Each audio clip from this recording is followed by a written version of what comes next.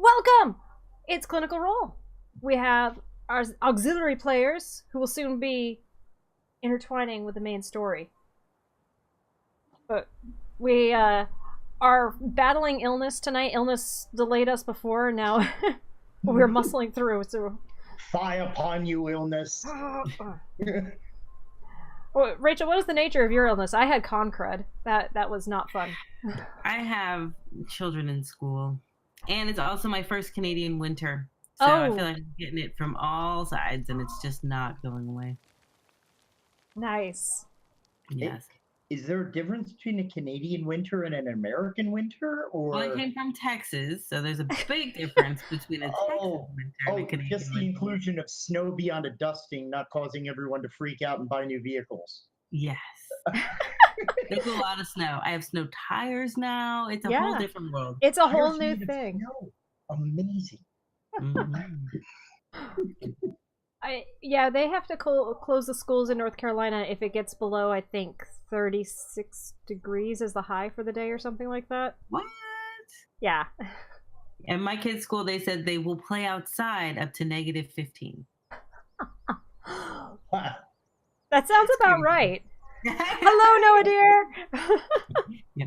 All right then. Yeah. Wow. That's fun. You might hear some little bit of babbling cute noises of my children refusing to go to sleep. Don't worry. They'll sleep eventually. It'll happen. So how are you guys doing other than illness and Canadian winter starting? Do you want to go ahead first, Rachel? Sure, I'm good. I don't really have anything to say. Nothing much going on, just trying to survive the snow. How are you doing, Jack? Doing great. Still coming down off of the wonderful time at the ICDL DIR Floor Time Conference, being able to speak, hang out, and game with the Adams, Virginia, and Mike Fields, and looking forward to, which I guess might be part of tonight's spiel, looking forward to PAX Unplugged. Yes. Yes, going to be speaking at 3 different, joining 2, hosting 1. So I may never get to play a game, and that's perfectly okay because we're talking therapeutic gaming, which is far more fun. It's a blast. Hi, Levi. We've got people there. Noah, dear, are you going to be at PAX? Because I think for everybody who's part of Clinical Role, we account for 12% of the panels at PAX Unplugged. Wow. Yeah. We're trying to figure out when do we hit that tipping point where we just need Clinical Role Con. I just want Silent Takeover to turn into merger, to turn into full ownership. That's the plan. Little bit at a time. Just a little. Little steps at a time. Yeah, so Jack, you're going to be at Game Hole Con. I'm going to be there. Rachel, you're not, but I'll be at PAX South, though. You'll be at PAX South. Today. Yeah. That one I will not be at because I've conned a little too much for the budget this year. Yeah, I know that I'll also be, Bodana will be also at MagFest in Maryland. That's the first week of January. We'll be there, and also we'll be there with iThrive talking about the Critical Strengths engine.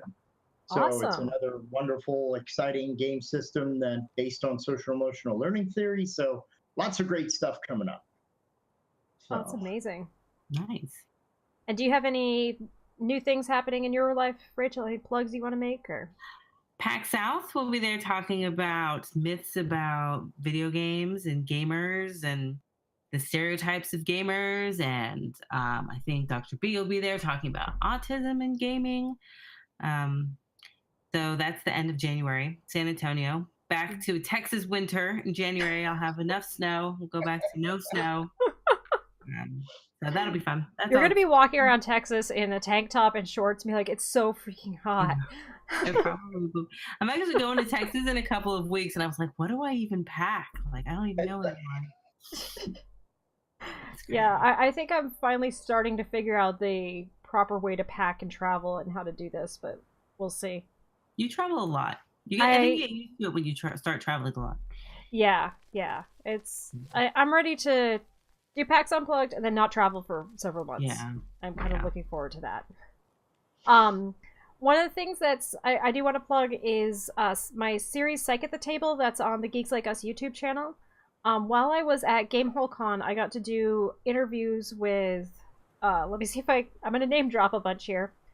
Chris Lindsay, Chris Perkins, Satine Phoenix, Rudy Rutenberg, two of the monster creators from Kobold Press, and Tanya DePass, talking about different psychological themes in tabletop gaming. We've talked brain injury, running games for veterans, inclusivity in gaming, how to turn internal disorders into monsters, all kinds of different things. So going to be releasing those one per week.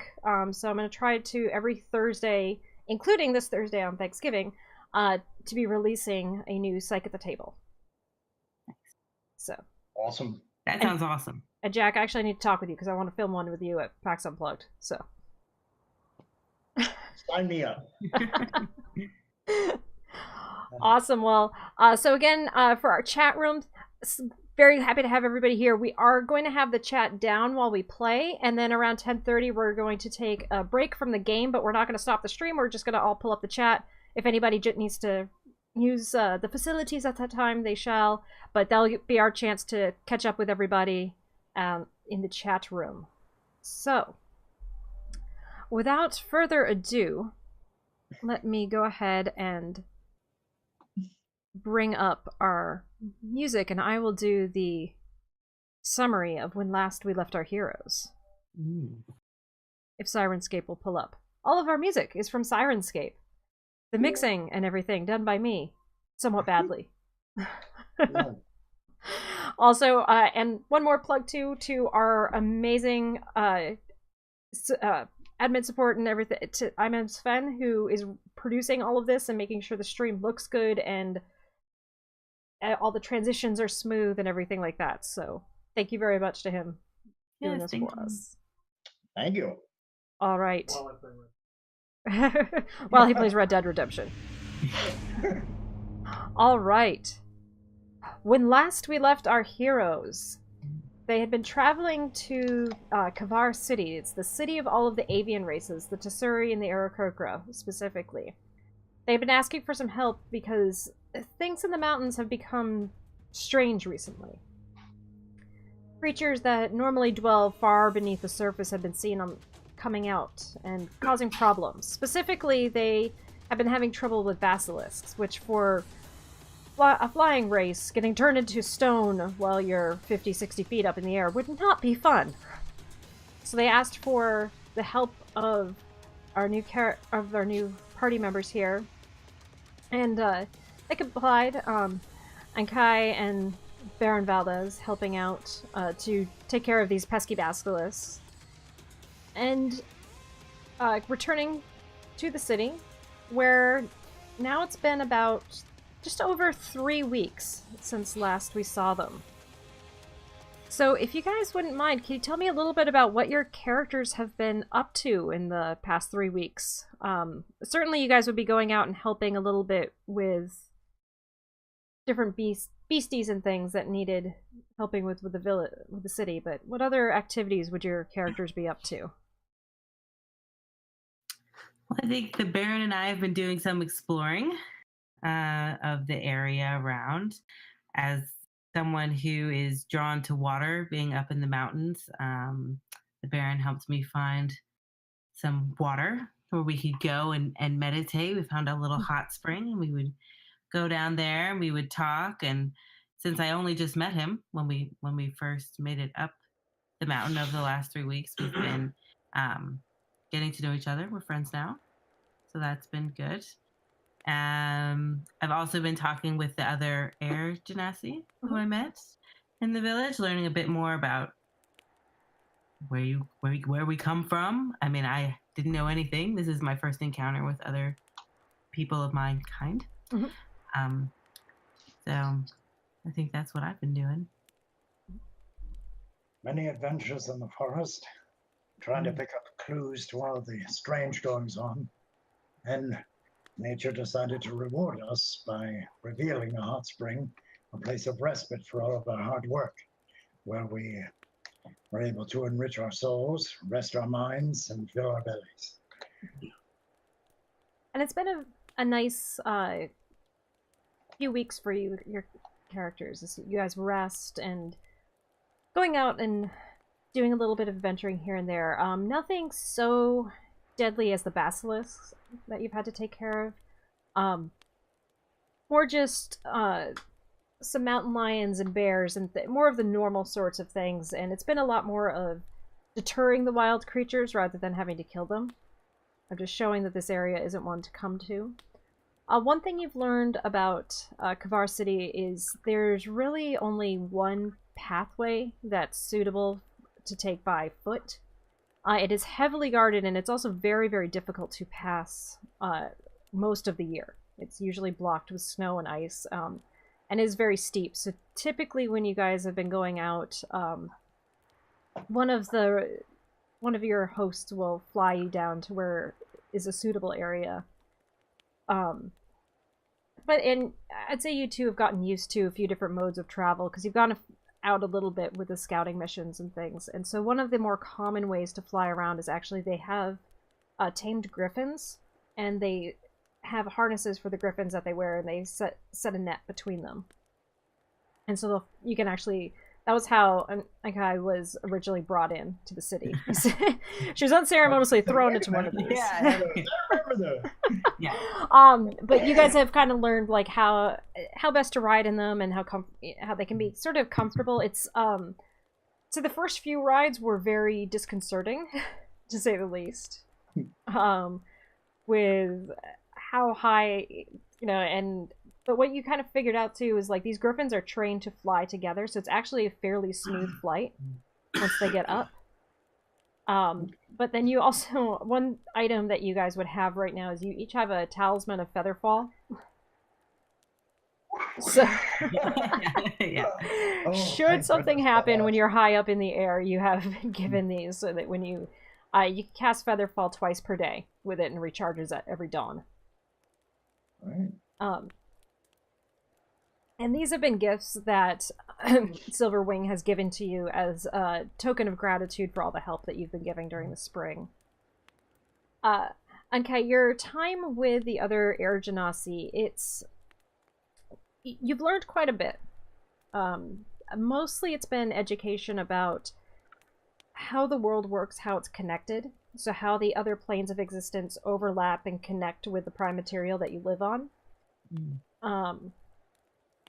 And understanding that it's not always a clear line between parent and child, the parents to the Genasi child. Like, you did learn that both parents can look very human, but as long as somewhere back in the bloodline is Genasi blood, it can manifest itself. Oh, okay. But the other thing is, there are times that just being close to one of the places where the border is weak between the planes, they basically would say it's like the curse of the Genasi, is that the blood can intermingle and you can be born a Genasi. It's the sort of interesting thing for you, learning that like you are part of your family, but maybe also not belonging in it the way you maybe imagined. Part of another family. Mm-hmm. Yeah. Another thing that has happened during your time, so if you remember, all of the hatchlings were out and about and being very noisy. The hatchlings. Yes. In the barren. They have most... So, with the avian races, they get to full maturity within about 3 years. So the first year is spent largely flightless. But some hatchlings that are a little bit older are starting to take shorter flights. And so the two Air Genasi seem to be able to control the winds pretty well. And will do things to like help them fly and help them learn to fly. Two little Air Croaker that have particularly kind of latched on to you two are... They look a bit puffin-like. So there's an older sister she's about 2.5 years old. She's not quite old enough to be considered an adult yet, but almost there. And then her newer hatchling younger brothers, Una and Baba. Awesome. And they've been sort of like your overeager tour guides, always wanting to play hide and seek with you guys. And just learn a little bit about what's going on. Oh, that's cute. Right? And one other thing that you all have learned too, so there's still been the long-range scouts that have coming in. Well, and let me ask you guys this. How curious would your characters be about learning about what's going on in the wider world? I mean, as a druid, to hear that there's something wrong off with like the balance of nature, I think she'd be pretty interested. Mm-hmm. Yeah, it would. When you're saying, did you say I'm sorry, the wider world or the water world? The wider world. Wider, so, okay. Yep. Whew. I would have naturally avoided Kevin Costner anyway. No, I think I would pretty much be in as long as it didn't extend to the city, Mm-hmm. which as long as the city doesn't mess with nature, we're okay. So I would say that I'd be concerned mostly from that same kind of perspective. Like, does it threaten, or does it connect to what it is that we've been checking out Mm-hmm. to see if there's any more, clues that it could give us to it? Because maybe this whole thing is attacking the wild because it was rooted in the city and people that don't care about nature. Okay. So, kind of learning of your curiosity and understanding that you guys do like to hear the news, you're often invited into basically like the throne room, not console, council area. It's been a long day, folks. The council area to hear some of the briefings. Some of the things you've learned about the greater going on of the city is typically pairs of flyers will go out every couple of weeks to the different directions just to gather and hear news. Baron, this is how you had met a few members of the city before, of just kind of running it. They would see you out in the woods, stop and say what's going on in the world and pass along information. Okay. The scouts that have been going out towards the east, so more to the flatlands, there's a lot of talk of different armies starting to move around. Seemingly, a few of the places where they normally are comfortable and enjoy talking with people have been particularly tense. Just lots of people seemingly to be uncomfortable. Are any of these armies connected to any of the folks that we mentioned before, like the ones who are kind of like rooting out and messing around with the undead? I unfortunately don't remember the name of those armies. Yeah, so they would report that the excuse me. I'm drinking a lot of liquids because I'm trying not to cough. The Church of Pelor does seem to have a lot more acolytes out and about.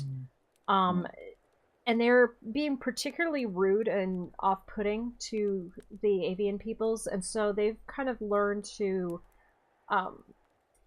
wherever they see the symbol of Pelor, they're just kind of avoiding.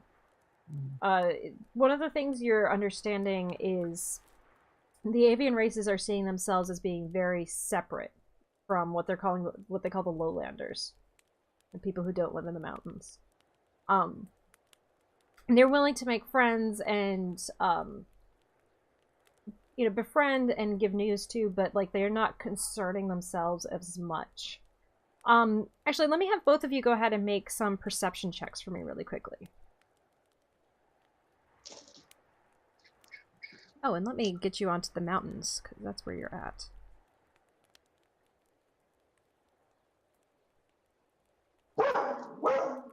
Oh, hello, doggy. Dog barks nearby. No, we're fine, buddy. Don't mind It's that okay. map change. There we go. That's the one you're supposed to be Protecting on. us from the unseen.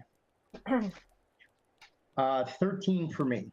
13 for you, and Rachel's... All right, so I rolled a 15. Am I supposed to add something to that? Yeah, so on your character sheet, you Yeah. should have a perception modifier. Perception. If you look on the main page, and then kind of middle-ish, there's a list of different things. Yeah. Oh, 6. Okay. So, 21. Oh, 20. Nice. Okay. 20, and you said concerned. 15 for... Yeah, I rolled 15, yeah. Okay, nice. So as you guys were settling in, one of the things you would hear sometimes is specifically the Tsuri people. So these are the flyers who are more descended from griffins rather than from birds of prey. Don't agree as much with being separate from the rest of the world. There's this particular faction of them that tend to be the ones that are always pushing for more involvement, to intervene more and to step in more. Silverwing, being a Tsuri, though, seems reluctant. And one of the things he would say at times when there's more of this, we need to be involved. More needs to be done. Things aren't right. Staying hidden in our mountaintops is not going to help anybody. And he just, remember our past. Remember where we've come from. Remember our history. Remember what happens when we get involved. Anytime that we forget the way that things are aligned together and connected, that's when, surely, not just one, but everyone loses. Because in that way, you forget the air blows over the sky, but it crosses over ground. And we both meet up with water. The lands are not separate, nor should we be as people. And you see another one, Tsuri, nodding and looking over.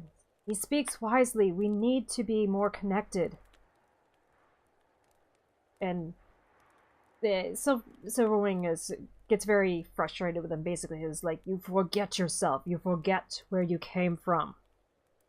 You forget our history.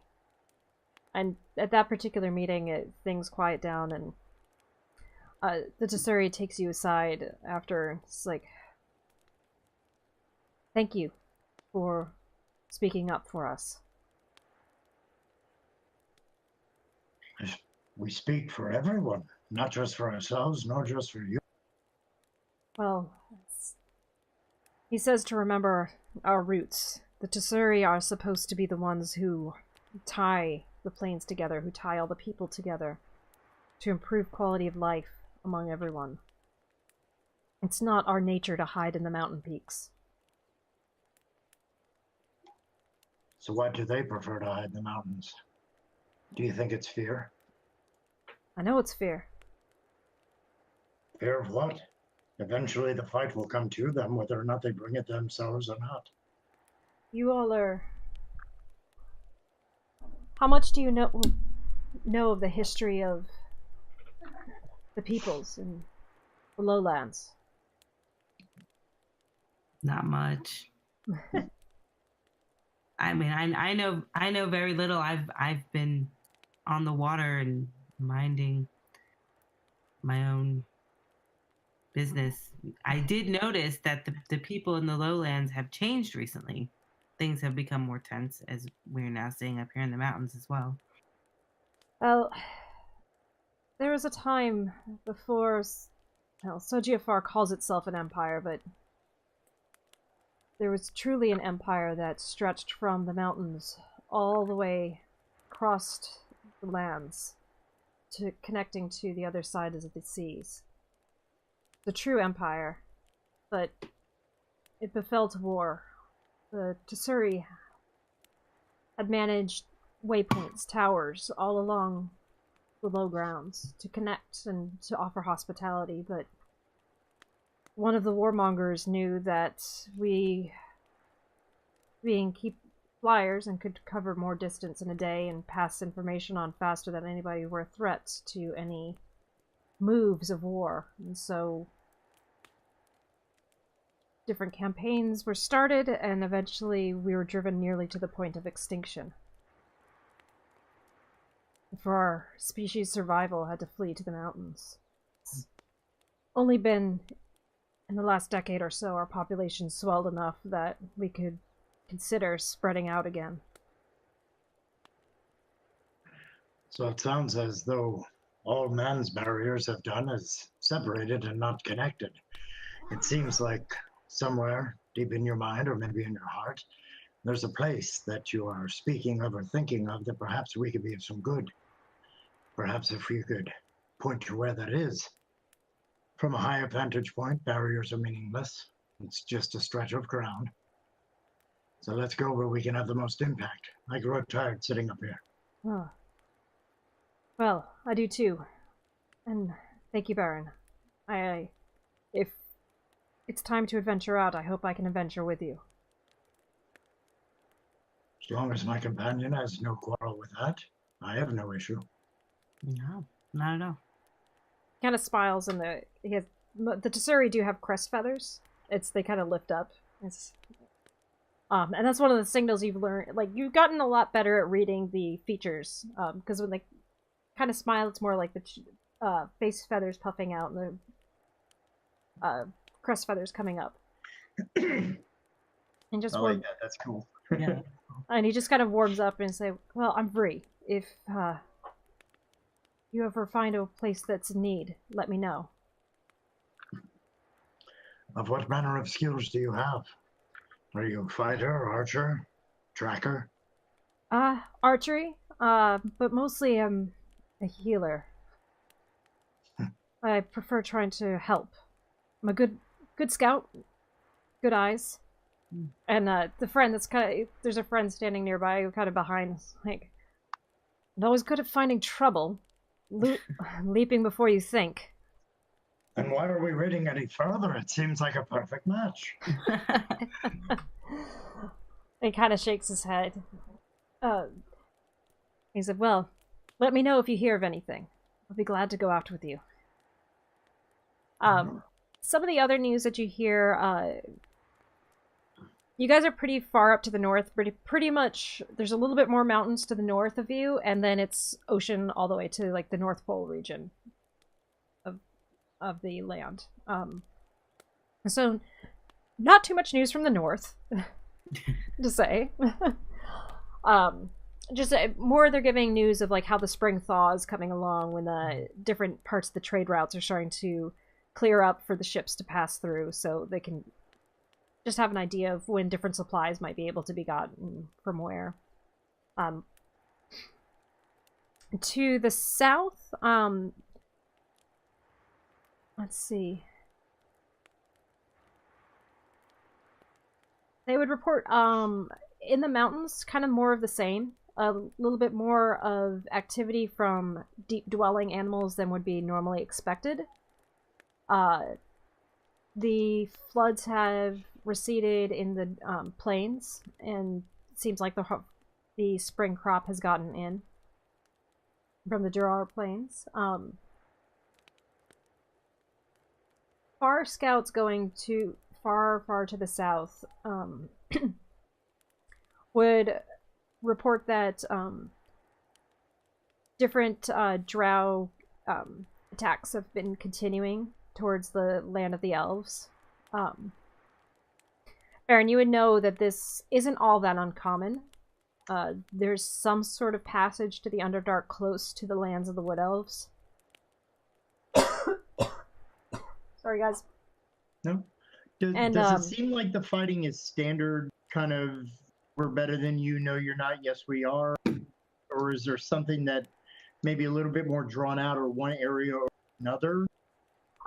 You do know that there seem to be a lot of captives taken.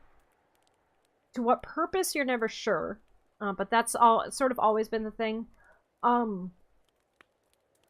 Any indication of which side is losing more captives? Like who's down in the coup counting, so to speak? Well, the Wood Elves don't ever go into the Underdark. So these are always drow scouting missions and attacks coming from the Underdark, and it's pretty standard that every time that they can figure out where they're coming from, they try to block that up and stop it. And forgive me, how old is Baron? That's a very good question. How old am I? Well, how old do I look? No. Description. I think I put that in there. He is, I guess, 32. Okay, yes, so he's in his 30s. So he would have been around and passed through that passed through that area enough to know that it sort of comes in waves. Okay. Some year there'll be 2 or 3 raids, some years upwards of 10. And there doesn't seem to be any predictability to it. So based on that knowledge, there's no discernible pattern. Like, oh my gosh, they're really trying to make a lot of advances. Like, this is from what the news that they've gathered so far. So you're only you're in the last month of spring right now. It's almost summertime. There have already been 3 raids, pretty much on every new moon. So it's shaping up to be one of the worser years. okay. I could speak tonight.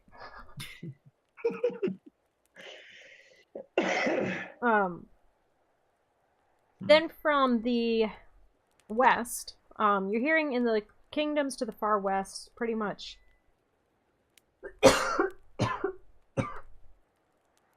Pretty much all is quiet. They're still working on getting the spring thaw going. But to the southwest, so right sort of at the edge of the Elven lands going into more of some of the human-driven kingdoms, there's rumor of a red dragon that you've been hearing. From when the reports come in, from what you could tell, this isn't all that uncommon. Excuse me. It's been known for probably a long, at least 400 or 500 years that there's a dragon that lives in those parts. It hibernates, and then every now and then it comes out, devastates the land for a while, and then goes back to sleep.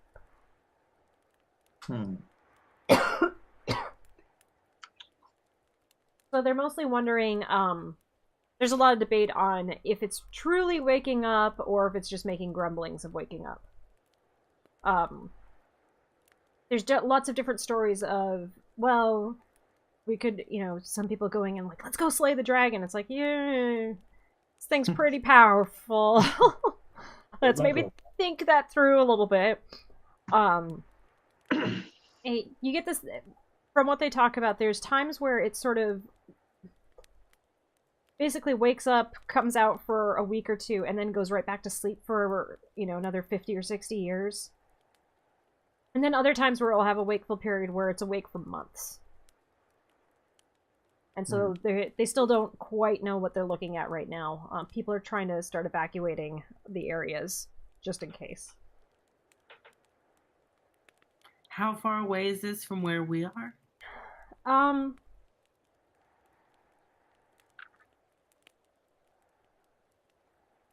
Let me see. I'm trying to think of like a good distance to, like, in terms of really, really far. Really, really far. Really, really far. Okay. It took the flyers over a week to get to where to, and so this is flying over all the mountains. So to cross over, this is probably wider than Texas away. That's far. Yeah. Oh, it's just that little thing. Just that thing.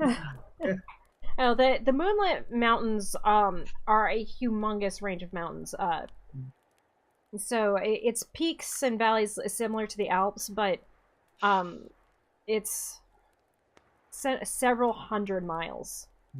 There's different trading routes and pathways through it so people can get from one end to the other, but the area of land that separates the Moonlit Mountains from the rest of the continent, it's much easier to travel by sea.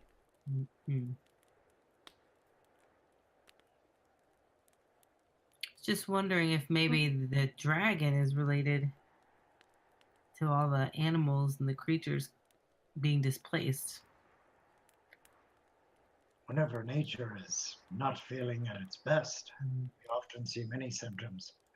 The dragon could be coming out rousted by everything that's going on. You could very well be right. That could also explain the drow coming out greater numbers from there. I'm actually, the way I'm thinking, I'm reminded of some of my friends that I'd run into a little while ago. Moon Mountains, the sudden appearance of a lot more attacks during the Moon Fang clan.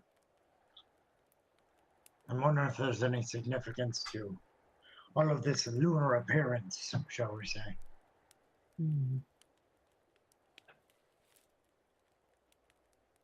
Well, the world does seem to be changing, that's for sure. We don't know exactly what's going on, but we'll keep an eye on things.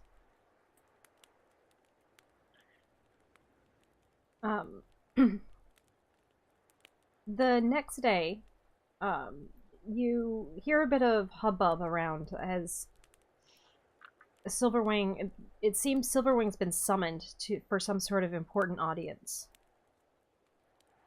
and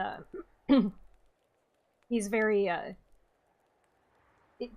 You've gotten to know him fairly well from getting to sit in audience chambers with him, and seeing him flummoxed is unusual. Is it like in a private place or a public place? Like, I'd like to maybe sneak and try to listen in if we could. It's more going to be in a private place, but as you guys are kind of walking around and seeing him kind of pacing, he comes over and he sees you both, and he's like, "Ah, good, you're here. Please come in." So we seem to have been summoned for an audience, and yes, you two specifically were asked for, which I'm very confused on. By who? That's by someone very, very powerful. Not someone to be trifled with. Venetia.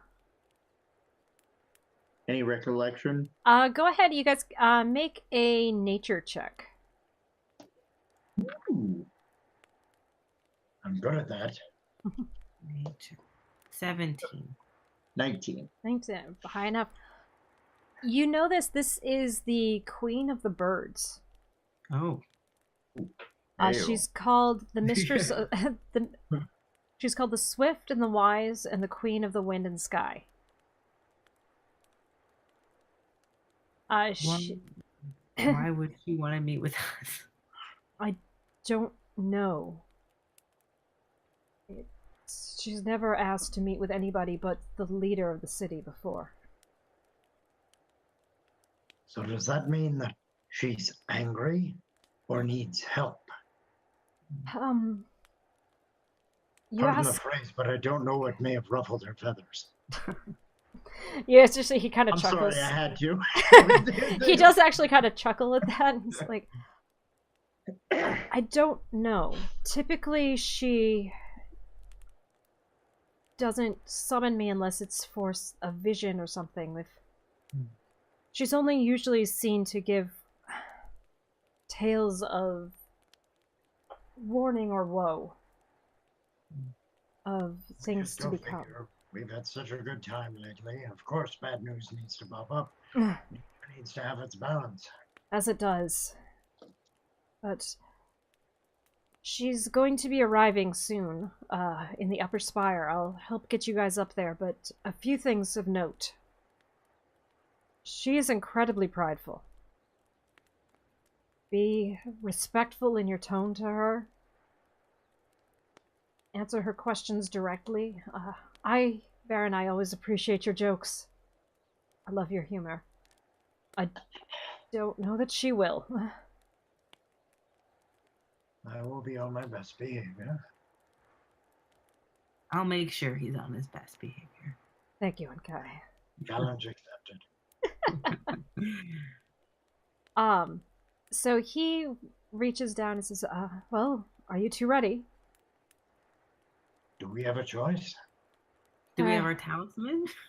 Yes, you guys, I assume you would always wear it around your neck. He grasps each of you by the shoulders and casts the levitate spell on you. And soars up, up, up. You visited a few different homes in this manner, because the only way to get to a lot of the homes is through actually flying to the balconies that they have. Okay. He's leading you up, though, higher and higher, past all of the homes, up to the very peak of the mountain. There's one balcony there that he lands you down on, and you can see it leads into not a full home. It's more like a little bit of a sheltered cave, and then this very big balcony, probably about 20 feet altogether, sitting out from the mountain cave. No safety rail.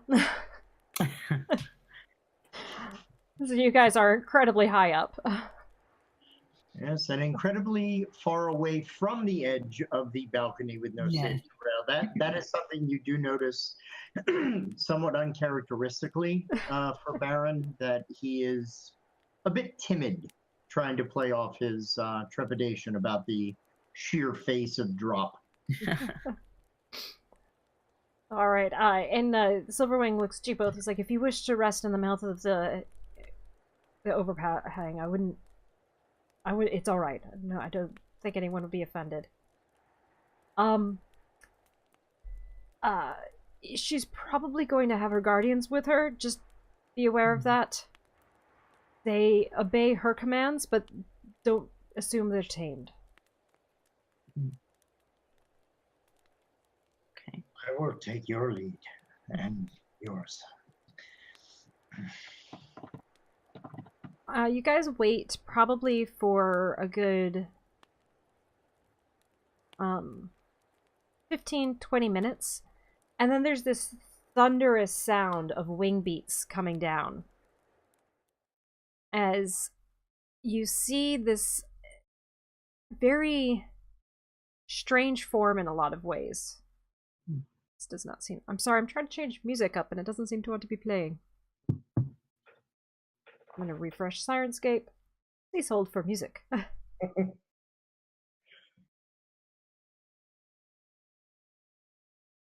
Just do like an Iron Man entrance, just like play Thunderstruck or something. Yeah.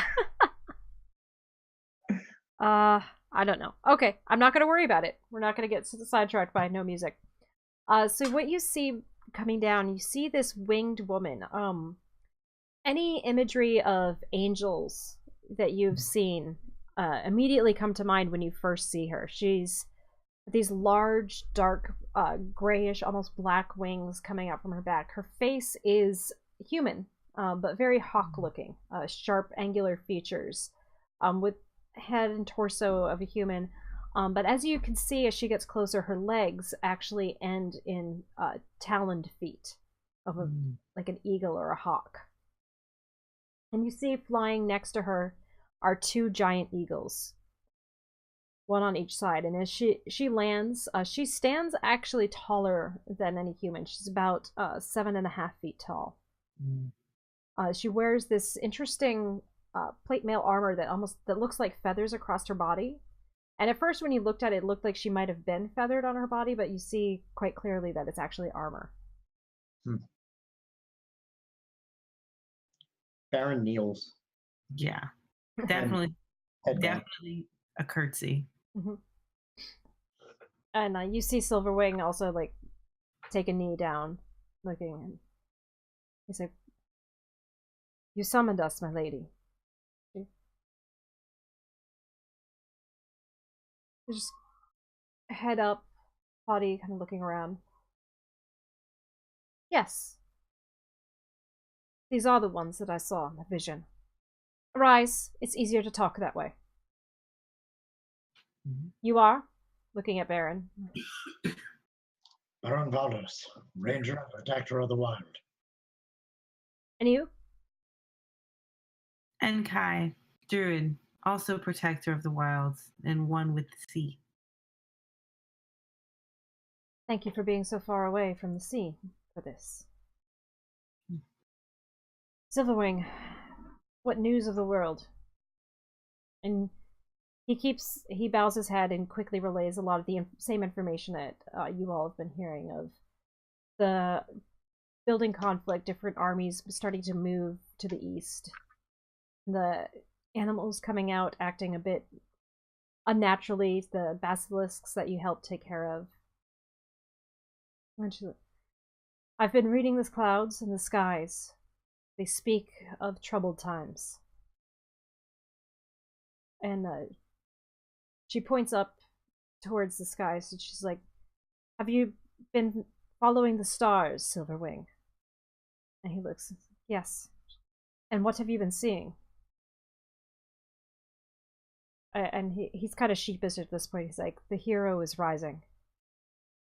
And she's, "Good. Your lessons have not been wasted." "The hero's rising. Heroes are being needed in the land again.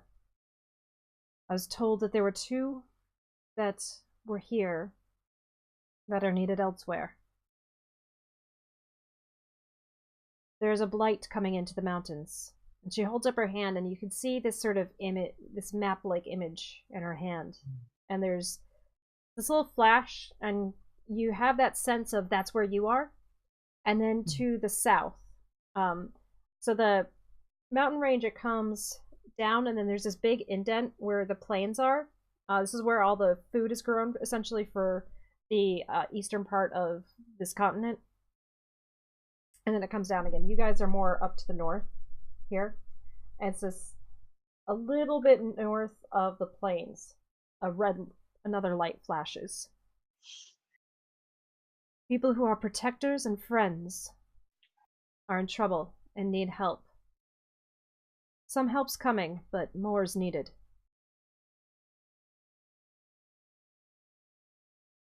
I need you all to be the ones to go and to help."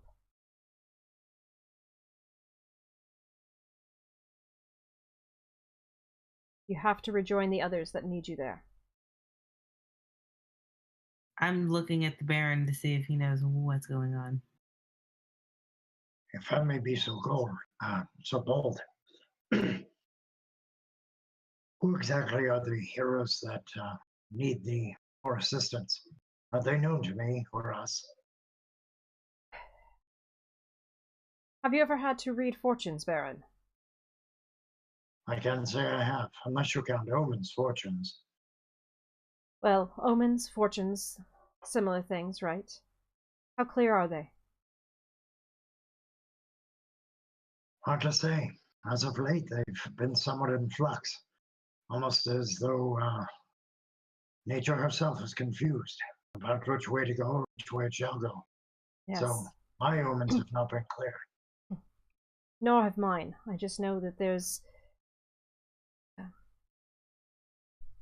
I had a vision of 2 who had the potential of heroes in them, being amongst my people and being needed to the south, where more heroes were gathering. But should you just go down and go on with them, you all, whatever this quest is you're all being pushed upon, that fate is pushing you towards, will fail. And this is why I've called you to audience with some that are not of my kin.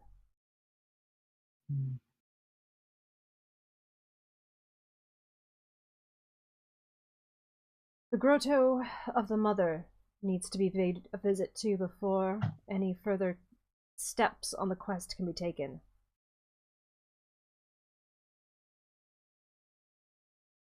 Is this a sacred place to stop, or is there a mission there, perhaps of cleansing? Go ahead and make either a religion or a history check. I was never much on book learning.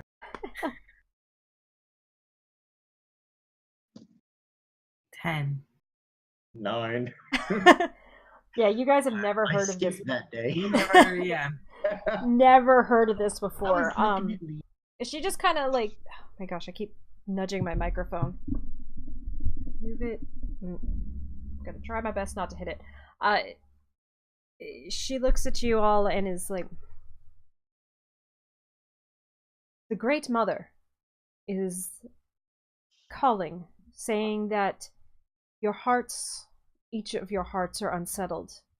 And if you go where you're going with an unsettled heart, you surely shall fail.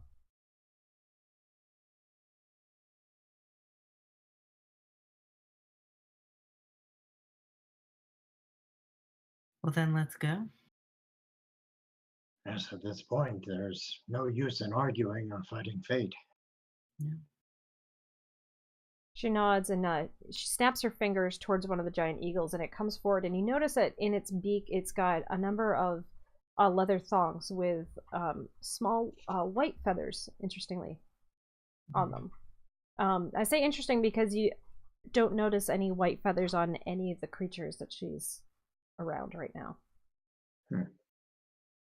And she hands you, in total, she hands out 5 of these. Sorry.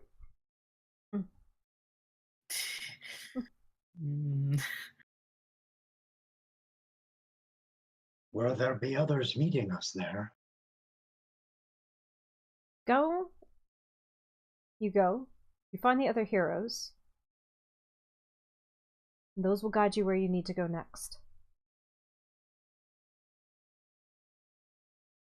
So we first seek out the grotto, then the other heroes. No, the other heroes in the grotto. Oh. Their hearts are not settled either. Huh. I think I understand. Good. You'll know the call when it comes. These are troubled times, but we watch the signs, we stay vigilant, perhaps we'll avail. And she just kind of looks around, nods quickly, and then leaps up into the air, and the 2 eagles fly off after her. It is just a barrage of wind on you as you're taking off. I hold the bear to make sure it doesn't fall off.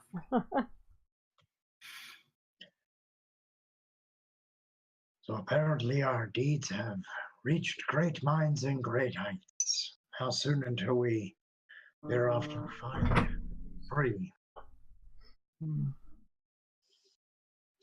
Well, let's go and see what reports are from the south.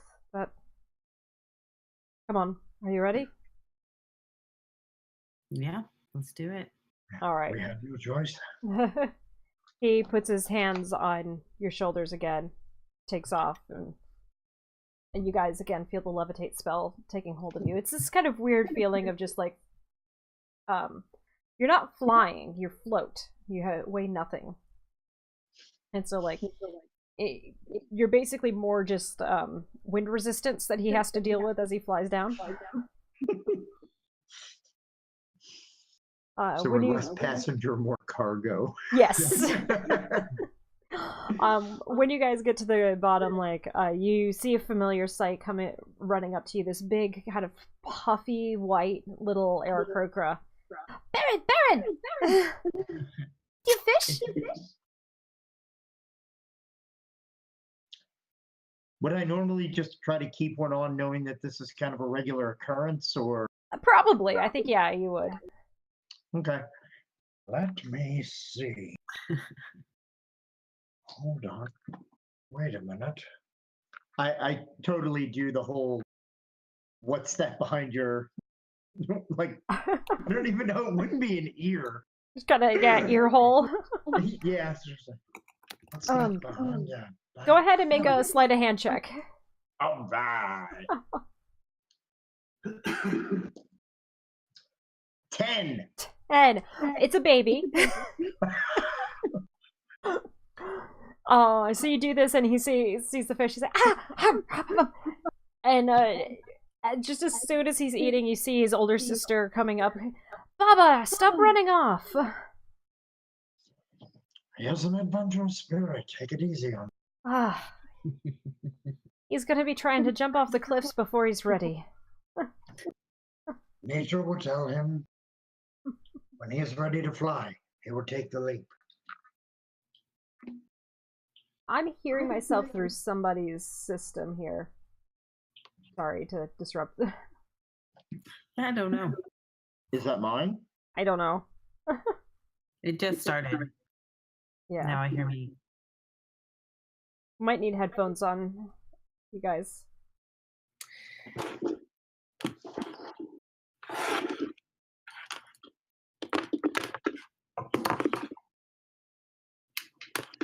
We're prepared. Yay!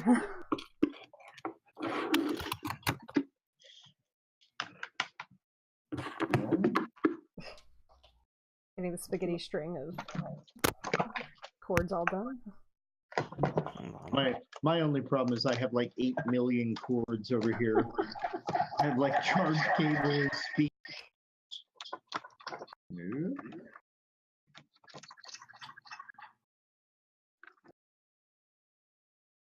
Can you hear me? Yep. I'm still hearing an echo though. Sorry, technical difficulties, guys. There we go. Is that better? Let's see, let's talk. Yes! I can't hear me anymore. All right. Yep. Did you hear me okay? Yep, we can hear you. Yep. How about now? Yep. Okay. Thank you, guys. We're figuring all this stuff out as we go. We're all behavioral health providers, not professional streamers. We tried. All right. So the two kids are kind of up with you guys. I'm like, so are the rumors true? Did you just meet the Lady of Birds, the Queen of the Birds? You did? Is she super scary? I've heard she's super scary. She has an air of authority. Afraid of that, then yes. Otherwise, it is to be respected and acknowledged. Okay. So she doesn't shoot lightning bolts out of her eyes? She didn't while we were there, but then See, Baba, if you're bad, you're gonna get. She She's gonna shoot lightning bolts out of her eyes at you. That's horrible, and you're worried about him. Cliff, you're gonna frighten him into. And what you see is like as Baba's finished chewing his fish, he kind of looks up. He's like, oh, "I want to see the lightning bolts in the eyes." Baba, see, Baba, see. And his sister's like, "Oh."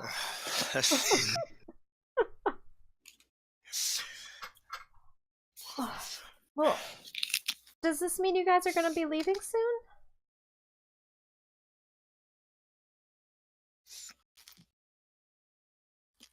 And you see you're definitely looking very kind of crestfallen. we won't be gone forever, but we have an important mission to do. The Queen asked us herself. I suppose so. It's hard when friends have to go away. It is. Someday you'll come to learn that sometimes people stay for a short while. Sometimes people stay for a longer while. Sometimes they're only in your life but a moment. But the amount of impact that has on your life can last you forever. So savor, even if it's a second, because it could give you enough energy to last for years. She kind of cocks her head to the side, thinking about that for a moment, and just nods. Baba's looking around, just very confused, completely over his head. He's just like, "Fishy?" He grabs another fish. Una gives you each a hug and is like, "Well, you guys be safe, okay? And write to me about your adventures. I'm learning to read common now." Mm. Very good. We will. I promise. You guys are led into the council chamber, and see Silverwing's in there. He's his feathers are starting to sleek back. He looks like he's starting to calm down. You guys would have noticed too during the whole lead up and even the quick, brief as it was meeting with the Queen of the Birds. He was extremely on edge. Are you okay, Silverwing? That went better than expected. Thank you. What were you thinking was going to happen? I don't know. That's only the third time I've ever met with her. so I really had no idea of what to expect. Apparently, she shoots lightning out of her eyes. That's the rumors the children like to say, at least. Good imagination. But I don't exactly know what it is she was talking about to the south. We have some runners getting ready to do a fly through there, if you all want to travel.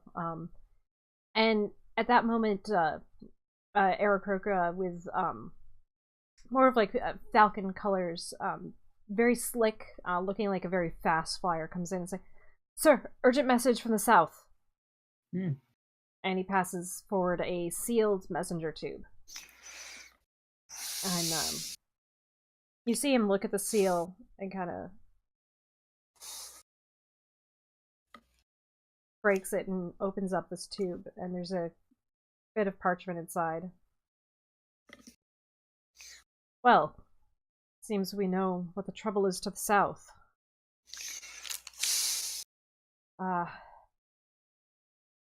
Friend has written that they're... Baron, you've traveled through the mountains some, yes?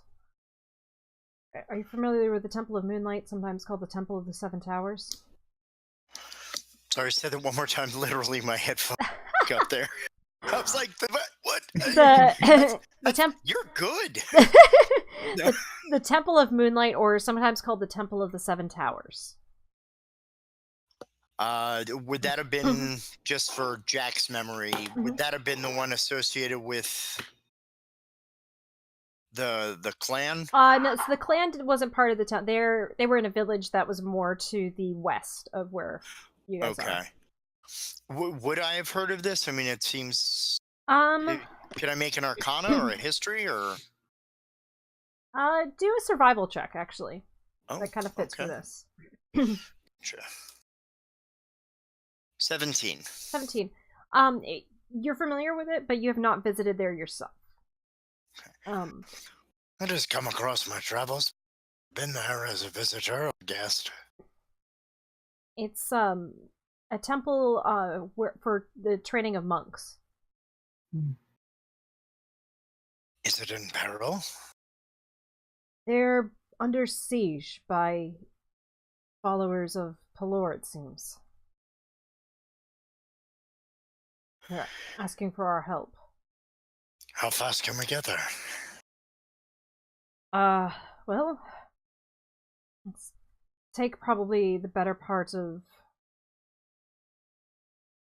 3 days to get you close, but if there's actual a siege going on, wouldn't want any of my flyers to get too close. We want to get some eyes on the ground to scout things out before you go in. I don't want anyone shot out of the air.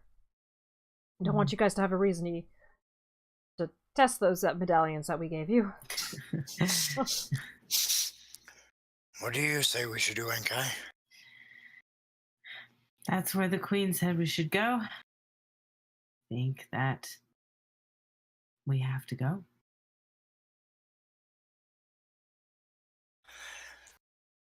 Then it appears that we must... Oh, you cut out at the end there, Jack. Oh, crud.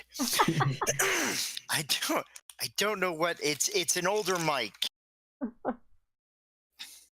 It's okay. Again, guys, we're psychologists and therapeutic dungeon masters. We are not technical people. I see your mouth moving, but now nothing's coming out. Yeah, it's worse now. Check. Now we There hear you. There we go. Okay, I may have accidentally muted. So it appears, I guess, we must take our leave. Right. And Silverwing looks to the flyer who came in, who's gulping down some water now.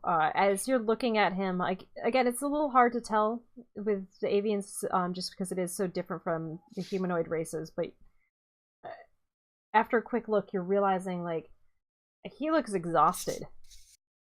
Like he's maybe just flown straight out for several days. And what it's like, it's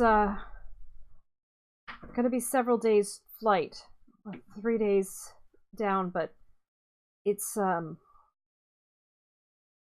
they're surrounded by on 3 sides, and the 4th side is the mountain.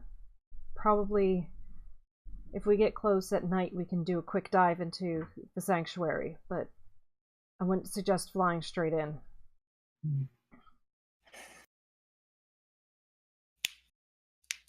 I guess whatever's the most strategic, also the most time sensitive, doing.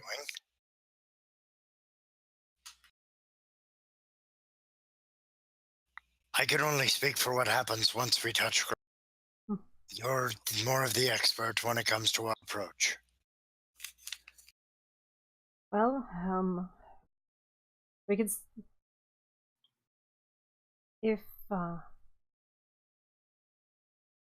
if you aren't opposed to Griffin Basket Ride, we could do that. My favorite. 2 charges on these per day? I know. Right? Okay. All right. We'll make provisions, and you all can take off at first light. Okay. Would there be anything that you all would want to do? Any other provisions or things you'd want to take care of before leaving?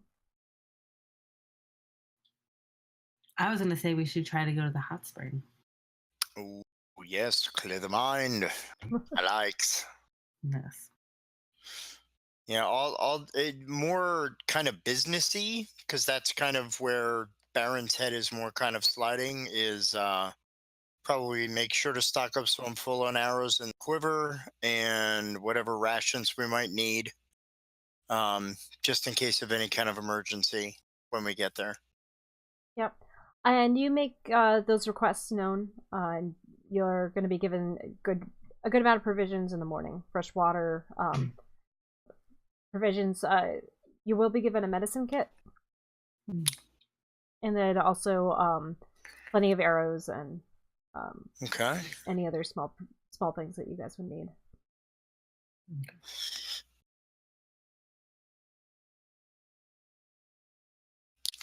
And so you guys make your way down to the hot spring.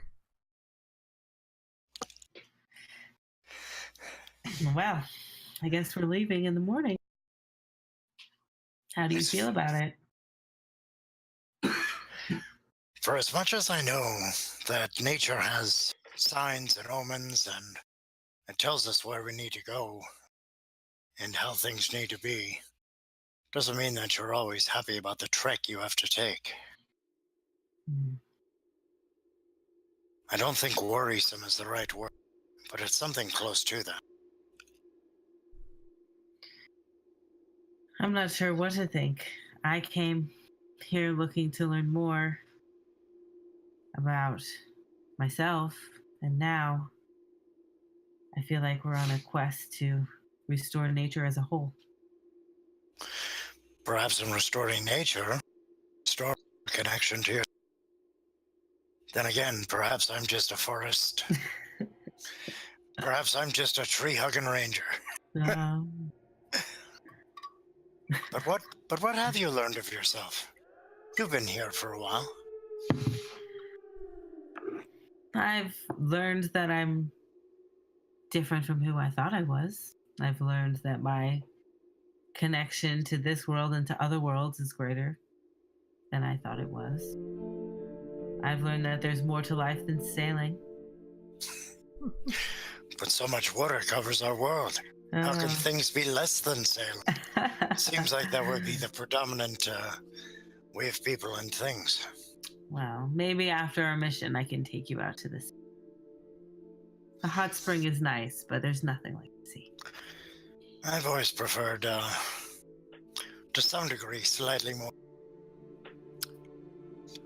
intimate settings. I'm not, it's not really where my skill sets are, shall we say. I like these conversations about nature and things. Yeah.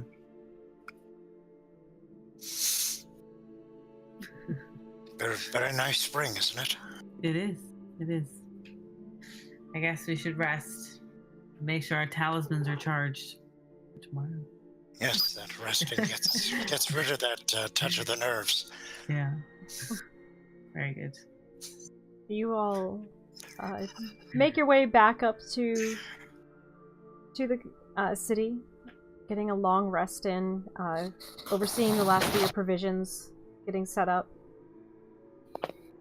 You were woken at first light, which this high up in the mountains is very early, as you're able to see so far. You do find a familiar figure of Vree out helping to get the two griffins set up for you guys with the sling between them. And he kind of smiles at you again, like the little cheek feathers puffing out and the crest feather coming off. So we're off for adventure, it seems. Are you always this cheerful, this early in the day? It's the best time to catch fresh game. Stupid game, that is. I'll take your word for it, Vree. Do you need some of that that really bitter stuff that humans like to drink? It smells wonderful, but tastes terrible. Yes. Juice of the bean. Yes, the juice of the bean. Do you want some of that? If you have it, that would be more than welcome, yes. Here. And he hands you a cup full of just coffee beans. I'm not sure how to juice them. Do you know how to do that? I'll do it the old-fashioned way. Just start sucking on a... Alright, well. Are you about ready? This is gonna take a while.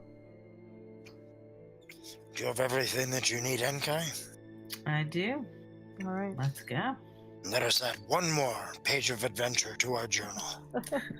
Alright, and he would show you some just basic signals of just, like, basically point down to the ground if you want to land to, like, use the bathroom or just take a break. Okay.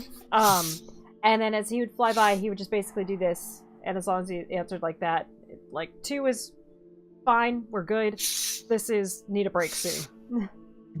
Okay. Alright. And so you guys take off and start flying through the mountains. And do this one. So as you're flying for the first few days, or first day, it's you've gotten used to shorter stints flying through the air with the griffins, but this is the first really long time that you guys have been flying. At this point, how do you think your characters would be feeling about the height and being, you know, at times over 1,000 feet off the ground, moving pretty quickly?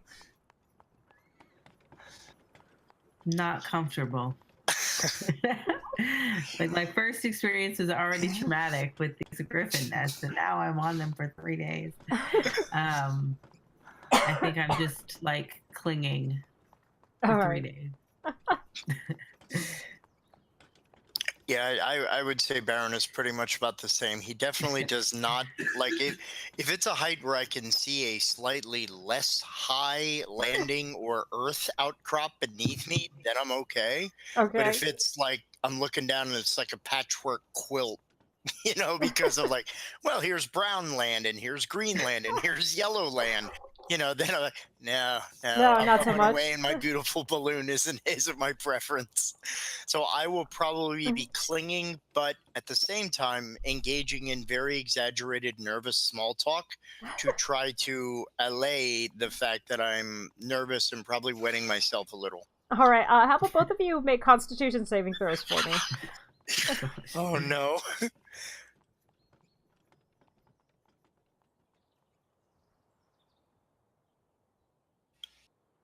It's not gonna go good for me. A 9. 9.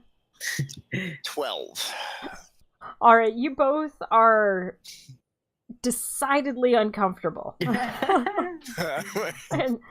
and all of this. Like, and actually, like, after about 3 hours of flying, Ree kind of flags the two griffins down and is patting them down and, you know, trying to just get them to... He actually unharnesses them for a while. And he's like, I know you're usually green, but you look greener. Baron, you're usually not green at all. I'm merely getting more attuned to nature. We're gonna take a couple hours break, and just rest for you guys. So, If you feel that is what's necessary, what is good? Supposed to get you guys there alive so you can help. I have a feeling if you're all green, that's not gonna help much. I'm already laying on the ground. The guy's just kind of like throwing leaves over her, like.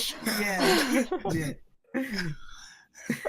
Actually, I think I'm gonna go ahead and ground as well by direct connection with the roots of the earth. You guys both just kind of lay down or like solid earth. That's a very good idea. This is nice. Actually, take a water skin and take a swig off of it, and on the ground, like pass it over in case you want to swig. Mm-hmm. Yeah. You guys rest and start to recover. And we'll actually take a couple-minute break here so we can check in with our chat and say hi to everybody. And also, if you guys need to refill water bottles or use the restroom or anything, go ahead and... I'm trying not to cough like you. Oh my gosh. I feel almost like dizzy thinking about flying in that. I already don't like flying, so this is like right up my alley. I'm with you. I took my first plane ride last year to an ATSA conference. I was terrified. Until I got in the air, and then after like the first like 5 minutes and all the bumpy, I was like, it's like a bus with wings. Like it really, like it didn't feel all that. I mean, now again, that doesn't mean the next time I go, I'm like, I got this, you know. No, I'll still be terrified. Yeah. So let's see, we have 11 viewers right now. We have, Larry Dixon is back in our chat, and we have Dr. B. All right, where? Levi. Okay. Where? And then we have Adam J, too. So some of our usual crew is here. So they're starting to see a little bit of what's coming for them. Because you guys right now, I have to look at my calendar. Because yes, I do have a whole calendar built out for this. Ooh. I'm sorry, how do I see the chat? I can't, for whatever reason, see it. So if you go to twitch.tv/geeks, where the 3s are E's in geeks, like us. Yep. You should be able to see the chat over to the side there. Just pause the live video. Oh, here we go. Yeah. You have nothing? Yeah, is this cheating? No, so Dr. B, Adam, no, it's not cheating, but you guys are already a day in the future from where the current group is. Oh.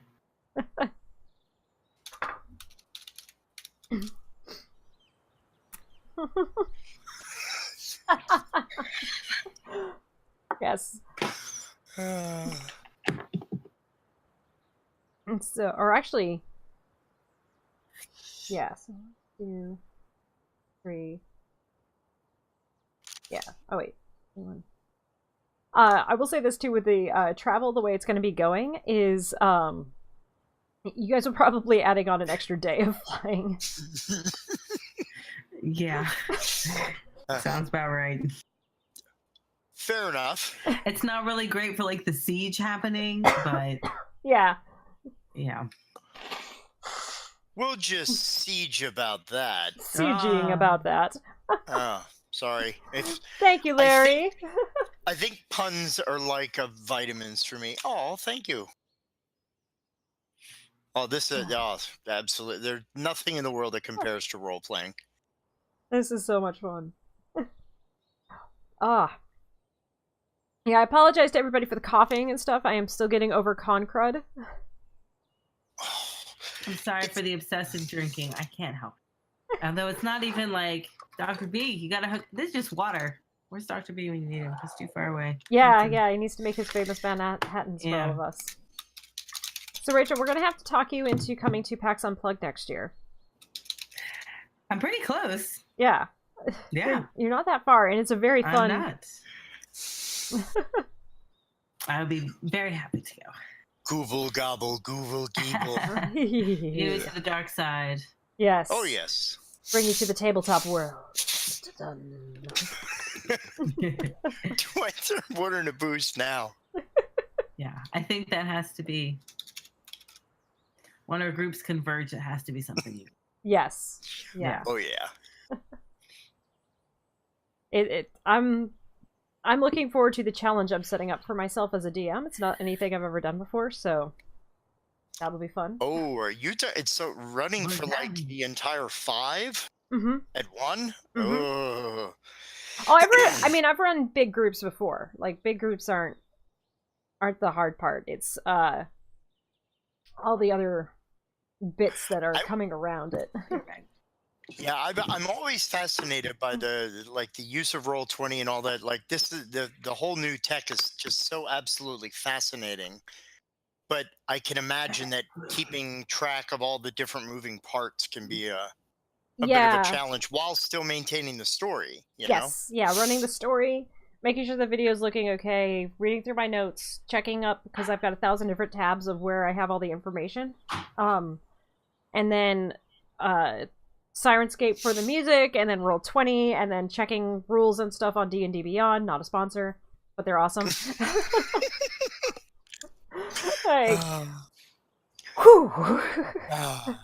Saying the immortal words of Wayne and Garth. We're not worthy. It's a lot. Like, Wait, am I up to 10 pop culture references tonight? That's my standard contract quota. Otherwise, I get kicked off the show. Oh no, you're doing great. No? Great Okay. with the pop culture references. Not an ad. Yes. D&D Beyond. Not an ad. Do we just like them? I am like, that's like becoming our thing now. Is just like giving random endorsements. Like nobody's ever gonna sponsor us because we just talk about stuff that we like for free. Sponsored by that tea that I made from all those 3 little box teas I bought at the farmer's market near my house. Well, and we actually sponsor. You don't know. Actually, at PAX Unplugged, we do all have to kind of tease Alex because all of us have level up dice now for the other group, and so every game now it's like, oh, here's all of our level up dice. Yeah. Not a sponsor. That could happen though. Consistent mention, hashtags. Yeah. A surreptitious share to a web page. Wait, Jack, what? You haven't been to any of the... Did you go to Dragon Con? No, the oddly enough, weird stories. I actually only attended my first con after I had already run 2 Save Against Fears and a Meeples and Peoples Against Abuse.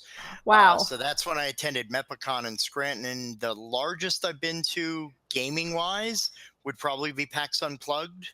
The largest I've ever been to was I was at Awesome Con in DC. Okay, that one's pretty big. So those are but I want to get to Dragon Con, I want to get to Gen Con, I want to get to Origins, at least so I can knock those off of my gamer bucket list. Yeah.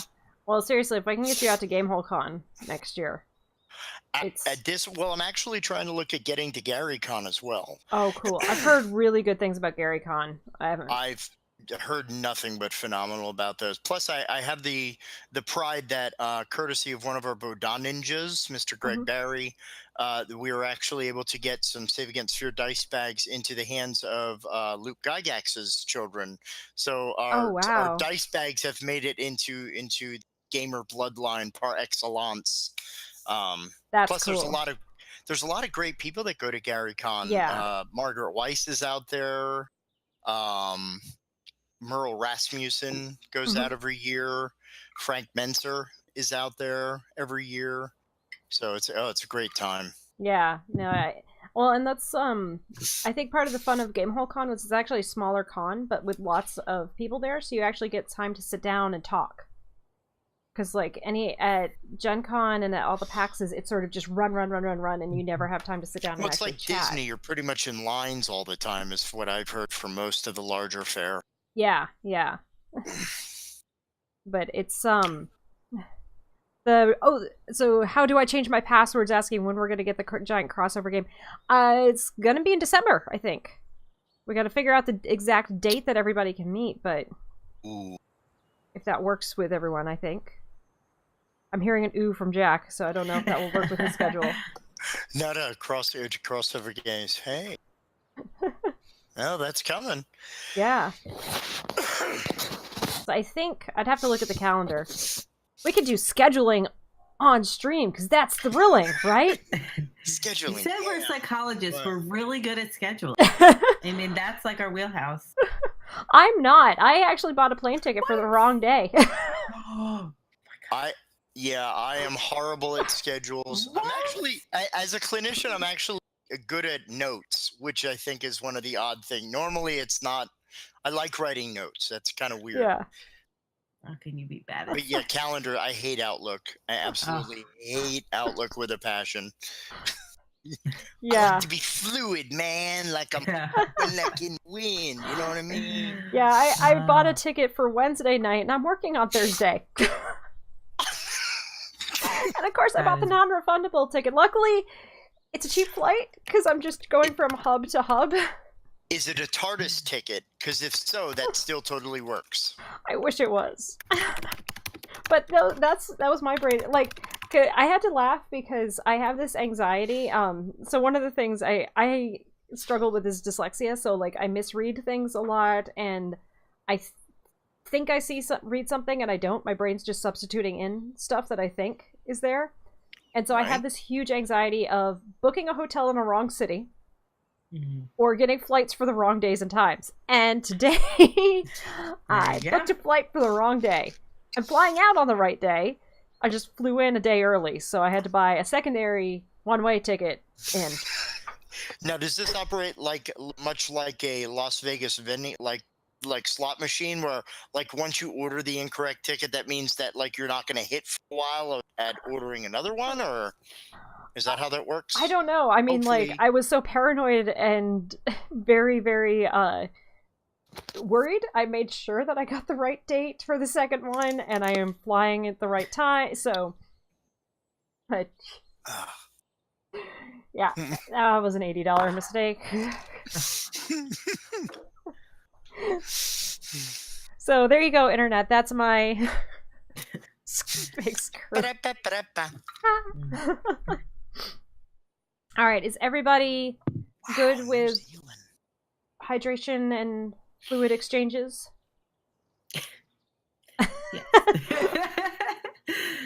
All right, once that bottle barely hit half a bottle. Once that bottle empties and it refills, we don't ask questions. It's like the hourglass for the Wicked Witch. All right, so chat, hello. And we will be popping off the chat and getting back into our game, but we will interact with you guys again when we finish up for tonight. All right. Of course I'm going to bring the giant eagles. We're like waving like we're on a giant parade I know. float. You know, it's like, and all of a sudden Rick Astley shows up. And we got Rick rolled out of parade. All right, so Hold on, back in. turn this down. All right, you guys are spend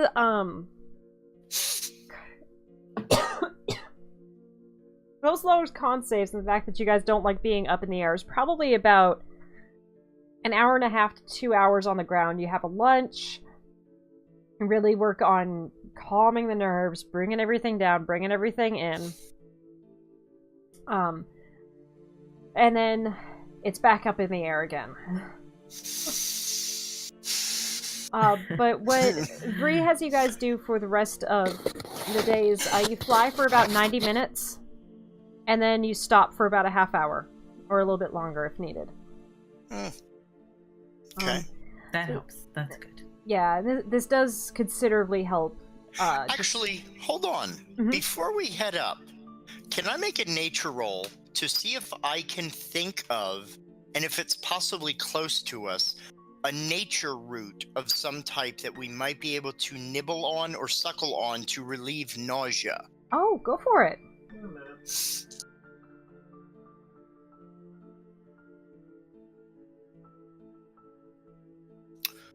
24. 24. Without issue, you have to wander around the area you're in a little bit, but very quickly you come and find a couple of roots that, you know, as long as you kind of just continually just chew on them every now and then, it's going to help with your nausea quite a lot. Excellent. And you're able to dig up enough, probably for 4 or 5 days pretty easily. If you wanted to, I'm assuming you would be digging up a nut, like, only enough to take but leave the rest of the bush alive. Oh, yeah. Yep, okay. Yep, anything that looks like it's kind of towards the end of its growth spurt, so I'm not harming any of the shaft or the main root, so that way I don't kill it off. Yeah, so pretty easily you're able to dig it up and get that, and you guys chew on it's, you know, chewing on ginger root. So it's pretty strong, right? Oh, yeah. But it does settle the stomach pretty quickly once you're up in the air. And just the chewing on it, even after it's kind of lost its flavor, and just getting the chewing on the fibers in your mouth seems to help a little bit with, because also your ears will be popping as you're going up and down. Things that the Syrin and the Aarakocra don't have to worry about. Yeah. So, does your... And one of the things too, after about the 3rd time landing and taking a break, we started to figure out kind of like the speed that you guys can handle for flying up. Also, on the secondary part of the journey, he realized how high up you could not go because the air got too thin.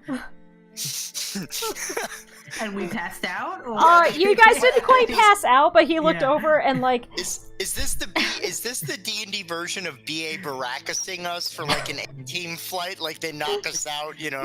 Yeah, essentially. I get no Griffin Ned Hannibal. Yeah, it's just like, whoa, okay. So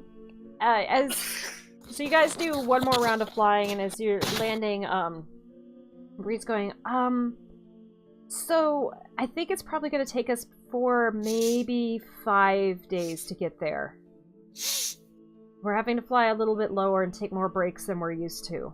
But I think that's better, and to have you guys actually be functional, then not so when we get there. Depending on what we see once we land on the ground, we may have to be more functional than we planned. Yeah. Alright, well, we'll set up a camp. We should probably take watch. I mean, these guys are pretty good at letting us know if anything gets close, but still. I'll take first watch. Okay. I'll rest for a bit and then take second watch. Take second. All right, I'll get the dawn watch. And just for the sake of this, so none of you guys have dark vision. Do I not? I thought I did. Have a fire. I don't think you do. Oh. You're right, I do not. Okay. Yeah. Yeah, you guys have a fire. Oh crap! But you also do have 2 humongous griffins at your camp. Well, that's true. Who Did have they sleep? They do sleep, but they're very big birds of prey. They have also gone and relieved themselves not too far away from your camp. So, nature would speak that probably most things will leave you guys alone. But well, couldn't I cast, like, a warding wind? I do have that. Or is that... What does that one do? Says that it, well, it deafens you. That part's not great, but... Yeah.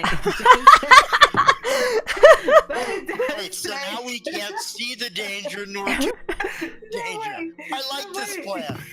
No, it does say that it makes the terrain difficult for creatures other than you. I think it only lasts for a few moments, though. Okay, maybe not that. I'm just trying Yeah, it to lasts go. for 10 minutes. Okay, maybe not. Actually, if you wanted to... Okay, one of the things you could do... Whoops, I hit cast on it, and I was just trying to click information. you can find an animal and cast animal friendship. And I'm just trying to read it. Basically, you can just have like enchant a chipmunk or a squirrel or something to help keep watch for you guys. Actually, chipmunks and squirrels would sleep during the night, so maybe like a weasel or an owl. Yeah. Yeah. Something like that. So if you wanted to do that, go ahead and just make a survival or nature. I'll let you do either one. Okay. 13. 13. Maybe like a slightly injured weasel. Maybe. Yeah, you spend some time a little bit further away from the camp, and you do find actually a raccoon. Oh, okay. That's a scavenger. That's all right. And comes over. Do you cast a spell on it? Yep. All right, and so it becomes friendly to you, and you basically just convey to it like, give us warning in case anything comes close. And it's just kind of looking at you expectantly with its paw out. So I dig in my little pack and I get a little piece of food. It goes over to, there's a little puddle nearby and washes it off and starts nibbling on it. And it kind of disappears in the underbrush and you kind of hear this. And a little while later you see it scampering up a tree. We're friends now. Alright. So I have an extra set of eyes. Yeah. Alright. Jack, go ahead and give me a perception check. 10. 10. You're not a very good watch. Nope. You're a little distracted during the night, during your watch. Mostly because it's so nice being back in nature. Even though being up in Kowert, it wasn't like a human city. It was much more of a natural city, but it was definitely like a natural as far as like mountaintop. Okay. And cliffs and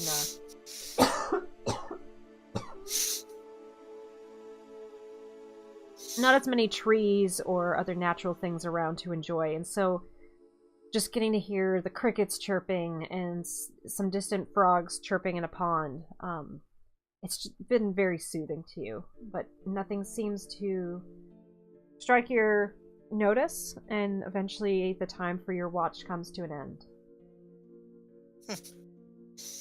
Okay. I'll go over to a little tap. It's your turn on watch. All right. Everything seemed fine. Good. Get some rest. All right. It will not be difficult in this lush paradise. And Baron, you are able to fall asleep very quickly and rest very deeply. All right. Enkai, go ahead and give a perception check. All right.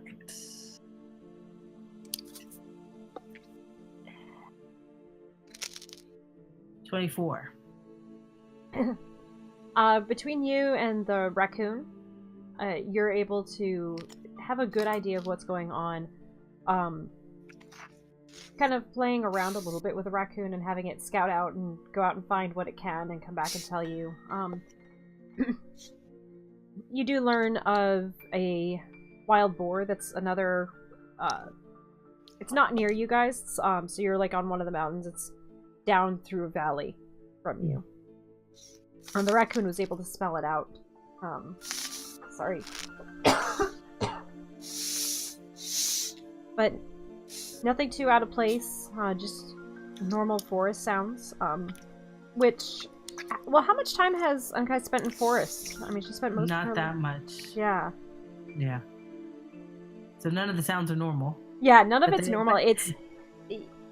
How do you think she would have imagined, like, when she read stories of forests and things, how do you think she would have imagined them being? Full of woodland creatures, but I guess at night they're all asleep. Mm-hmm. So, probably maybe noisier than it actually is at night. How noisy is a forest at night? I don't know. Well, it's actually pretty noisy. Is it? It's one of the things that strikes you. It's just the sounds of crickets and frogs and the hootings of owls. And you have your raccoon friend sitting, coming back up a tree. Yeah. And you do also see like another family of raccoons climbing up a tree. I see a mama and like 3 little babies going by. I think the raccoon would assure me that it's all normal. Yeah. Because I think that I'd be like, is this normal? Is this what's happening in this forest? Basically, like by the end of your watch, the raccoon sitting next to you, just as soon as like a noise happens, it pats your leg. Like, they're there. It's okay. Yeah. They're there. It's okay. Like an owl hoots. You are startled at one point. You do hear the scream of a rabbit, but again, the raccoon pats your leg. That sounds about right. But eventually your watch comes to an end and you wake up Bree for his watch. Go ahead and make a perception check for him. Alright. And he doesn't wake you guys until the sun's starting to come up. It's still a little chilly in the early mornings. It's just the very tail end of spring. It's just about the beginning of summer at this point. So, while it's a lot warmer during the day, still certainly that first thing in the morning is a chill to the air. Did you sleep well, friends? It's good to be on the ground. A bit noisy, but I slept well. Oh, I miss being up in the air. We'll break our... do you all want to eat, or are you wanting to fly on an empty stomach, or... Empty stomach, less chance to... Yeah. Alright, well, I'm gonna eat something real quick, and then, we'll feed the griffins, if you want some help to help me a bit with that. Might not be a bad idea. I'll go for some rations as well. Alright. So you guys all break your fast, and, it's... notably getting a little bit overcast. I'm gonna say it's not as bright sunlight, just kind of that, dull gray up in the sky. As you guys take off for your second day of flying. Go ahead and give me a couple of Constitution saving throws. It's only the second day. Oh, yeah. No. We need a little traveling music. Oh, that's what I'm playing right now, I think. I don't have that. Oh, you don't have the Sirenscape up. No, not yet. Okay. 17. Alright. Baron, with chewing on the ginger root, and just being a little bit more mentally prepared for it today, not nearly as bad. Enkai, for some reason, today's worse than yesterday. Yeah. So you are very happy for the 90-minute breaks. The half-hour rests between flying times stretches out a little longer because you're not feeling so well. It's tough. Maybe, yeah. Second day in, I already have 1 day behind me, I think. It's getting harder to keep going up. If it's okay, Baron will try to pat your back, while you're kind of looking as though you're going to be sick, just kind of it's... That helps. The comforting helps. Okay. You get out a leather thong and tie back her hair so she doesn't vomit into it. That's true friendship. Holding the hair.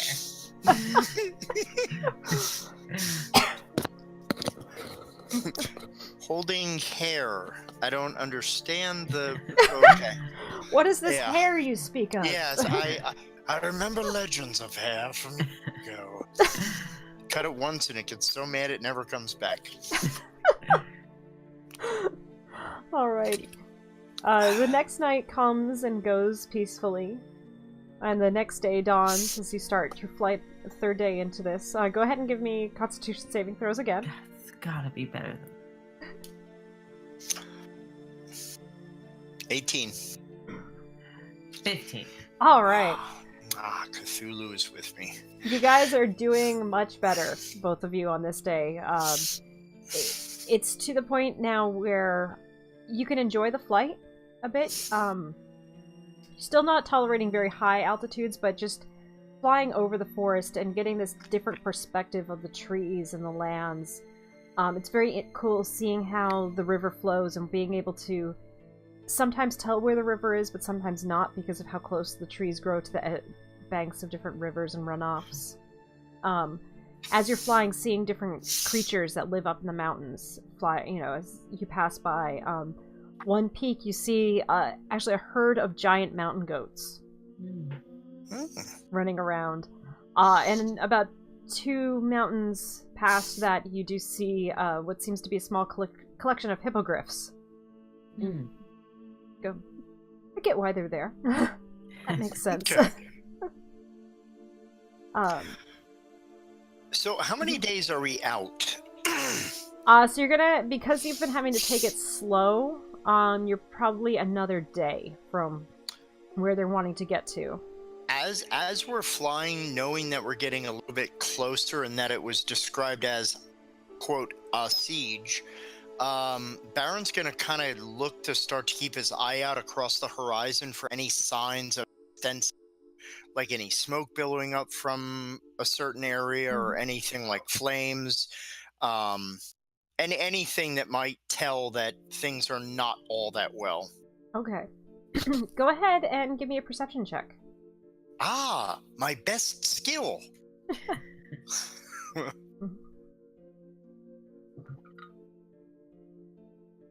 16, not that 16. bad. No, not too bad. Actually, I have to look at the map real quick. Be flying down. For a second, as we were on this whole Griffin Neft thing, I was going to start to sing Aladdin, A New World. Like, that's what flew in. So, as you're flying to the south, you're not seeing any smoke or anything like that as of yet. What you do know of this temple, again, though you haven't visited there yourself, excuse me, it does seem to be very isolated. They bring in some of their supplies, but from what you understand, they make or forage a lot as well. And so it might not be something that... There's like no outlying village or anything necessarily that could catch fire that you know of. Okay. So not seeing anything, it's not all that surprisable as of yet. Okay. Just keeping an eye because we're getting closer, getting ready mentally for battle. Mm-hmm. All right. The next day, so you guys come into your final day of flight. And on this day, sorry, you're actually staying much closer to the treetops. During one of the breaks, Bree explains that... Sorry. My throat's starting to hurt. He hasn't been this way himself, so he's not exactly sure how... He knows that you're close, but not exactly how much further, and so he doesn't want to be flying high to get spotted first, because... Right. 2 griffins flying close to each other with a net between them, and a single Tsuri, like, they're gonna stand out. And Well, being... that's something you don't see every Yeah, it's like, what's that?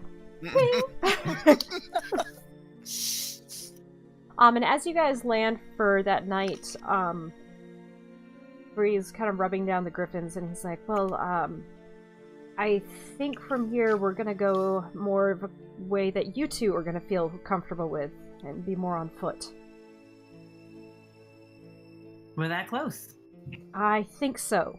I think we're maybe another day or two. I don't know. I don't want to risk... I don't want to risk us all getting shot out of the air. And I don't want them to know that... Well, that they can call support from the skies. Are you going to be okay getting back out? If you're going closer on ground, won't that limit your ability to send them back from a safe distance? Well, that's what I'm going to tell you. The griffins know their way home, so I think I'm going to send them back in the morning.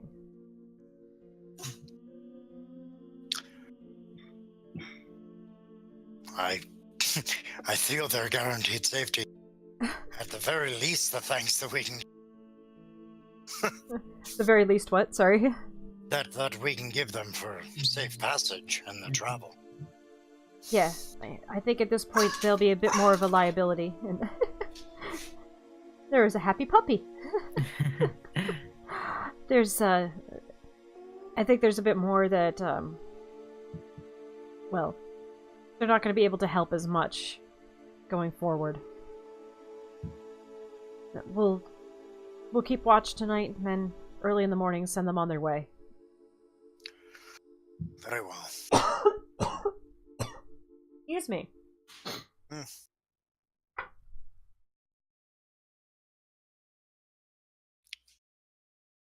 Same order for watch?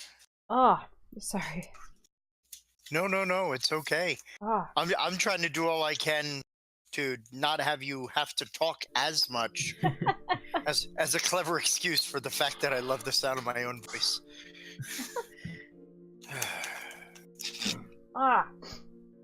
It's hard when it won't go away. Yes, it is. It's like just right there.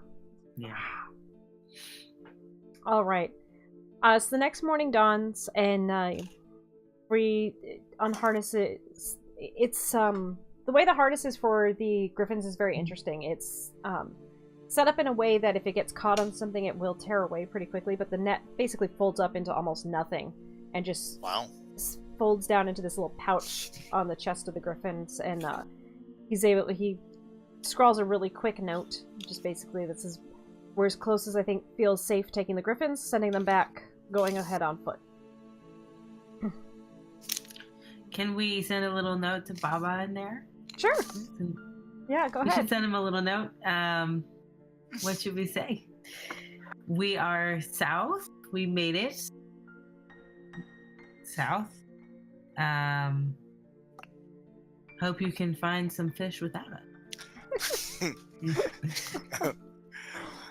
I was add just for every week that we're away, we'll increase the pounds of fish by 3. So if it takes 2 weeks to get back, 6-pound fish or 6 pounds of fish are owed by me. Oh boy, if you guys are gone for a couple months, that's gonna be I a lot know. of fish. He's going to be expecting a lot. This is just the setup for a heck of a punchline. Worth his weight in fish? The DM will remember this, because I'm gonna write it down. It depends on how you put scales. Sorry. And the puns. I think I'm finished. You're finished. That's why you like fish so much. Mm-hmm. I'll stop. Alright, hold on. I just open a couple things here. Alright, so as you guys start making your way over the mountains,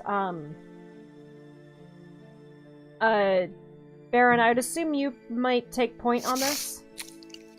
Yeah, I'm gonna also make sure to notch an arrow back as we're going through, just trying to stay as alert as possible for any kind of noise or I don't know if even like maybe a nature or a survival check, something to try to see if there's any kind of like animal scurrying or any signs of damage to nature that might indicate passage or siege, something of that sort. So go ahead and first off make a survival check just to find a pathway that will lead you guys in the general direction that you want to go. Survival? 13. 13. It takes you a while. Like, you guys are kind of off-roading it for quite a bit of time. Like, you find a couple of different animal pathways that you can follow that are a bit easier. But after about, like, 3 or 4 hours of kind of roughing it through just basic thick foliage and everything, you do find a small path. Seems like it may be a goat path or a deer path. That's wandering vaguely in the direction you guys feel like you need to be going in. And then you could go ahead and give a nature check for seeing about what's going on with the local animals and things. 7. 7. All right. Yeah. And that's with a +5. Wow. Yeah, that was Wah, wah. You're so focused on trying to find a pathway and trying to find where, just to get you guys going in the direction, because you're starting to feel this kind of, as soon as you started wandering that day, this sort of pulling sense of urgency. Like you're moving towards something. You guys make your way pretty far until it's starting to get dark, and Bree suggests that you guys set up a camp.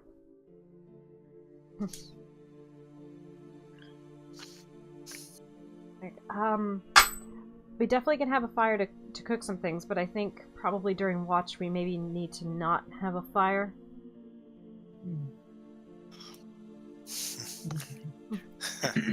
Since we're getting so close. Yeah, I don't want us spotted. Yeah. So who's gonna keep an eye on the darkness? Okay, you seem to be pretty good with some of the small animals. Yeah, let's see if I can find another nocturnal friend to help us out. Oh, sorry. Go ahead and make a survival check or nature check. Oh, it's not going well for us here.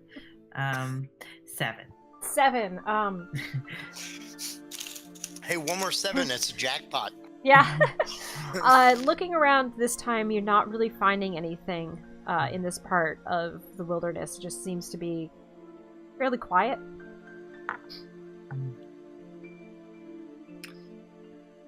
Well, it doesn't look like we're gonna have an extra set of eyes. And we just need to be extra alert. Go ahead, do our watches. Yeah. All right, so who's taking first watch? Same as before? Yeah.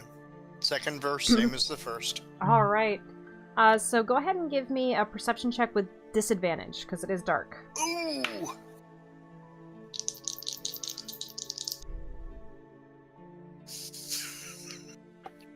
No. I jinxed us. It's our third 7. So we won.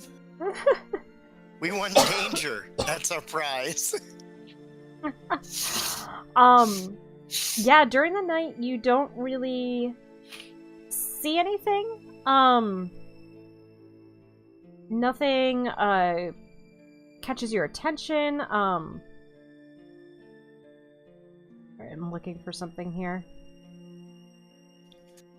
Oh, I know what I wanted. Never mind. There's a couple times where you feel like maybe you're being watched, but then you hear a hooting of an owl. So you're assuming that's maybe what it was. Yay. But yeah, nothing else seems to really catch your attention.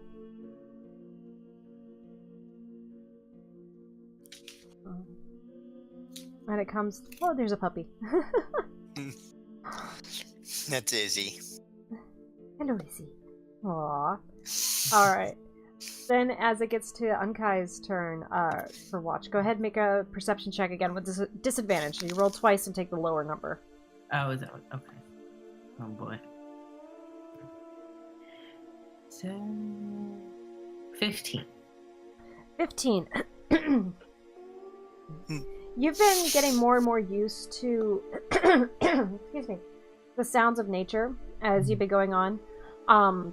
So like this night doesn't strike you as strange or anything like that. Okay. And then Bree's gonna take his watch. I rolled a 7. Oh, but I have to roll disadvantage. I rolled another 7. Oh my gosh. Highly You did improbable. jinx us. Henceforth, this shall be known as the Night of The 7. There's only 2 of you. Yes, for the 7. We're not good at counting. Which, have you ever played Monty Python Flux? Oh yeah. Yeah. Oh yeah. I like Teresa. I just have to say, if you combine Monty Python Flux with original Flux, and then you have the 1, 2, 5 rule with the inflation rule, it is... Oh my god. Yeah. Okay, that's a pot of crazy. I'll dip my spoon. Yeah, it's That's great. Anywho. Alright. So, Bree doesn't seem to see anything. The next morning dawns. You guys have your breakfast and start making your way along. Bree does go ahead, scout ahead a bit. So I'm going to give him a couple of perceptions. I just rolled another 7. There's something wrong with your... I'm just... Okay, that one's better. Alright, but anyway. He doesn't get advantage or anything. I just wanted to roll something other than 7. He doesn't seem to see anything, but it's about...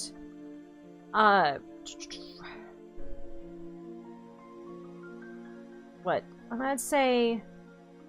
Getting to be later afternoon, probably getting ready to start looking for a campsite, and you guys hear talking up ahead. What languages do you guys speak?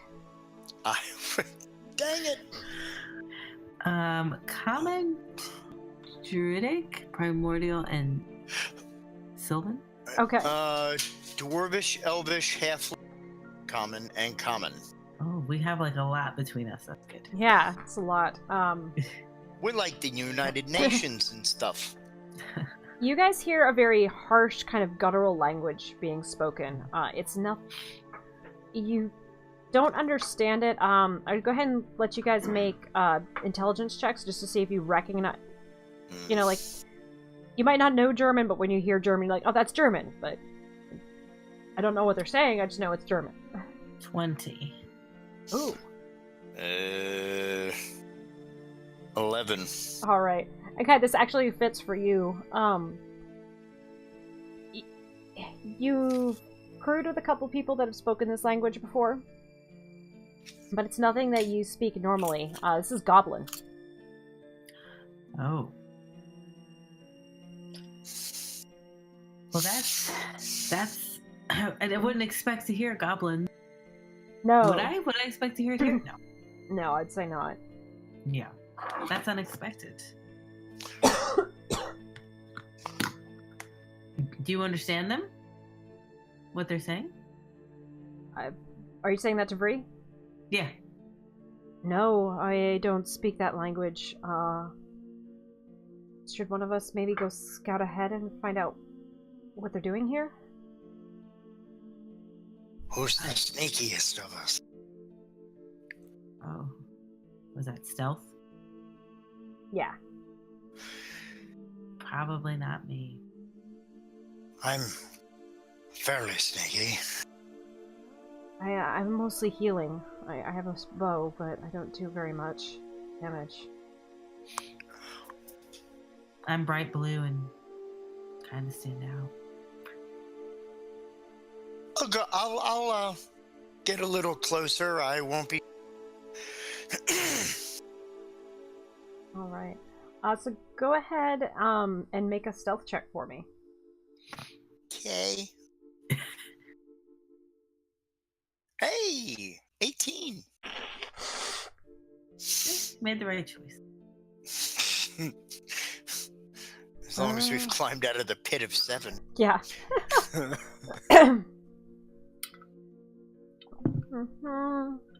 Yeah. Alright. Yeah, you're able to get up fairly close. What you see is a group of 4 hobgoblins sitting around a fire. Baron, you would note that hobgoblins are commonly used as mercenaries. Just because they are very good at war tactics and brutal fighters. The general uniform of mercenaries in this area is on their right shoulder is going to be their guild affiliation, what mercenary group they're a part of. Okay. And then the left would be whoever hired them. So, like, the symbol of the house that hired them, or the kingdom that hired them. So what you see is, actually you're a bit far away, so go ahead and just give me a perception check real quick. Okay.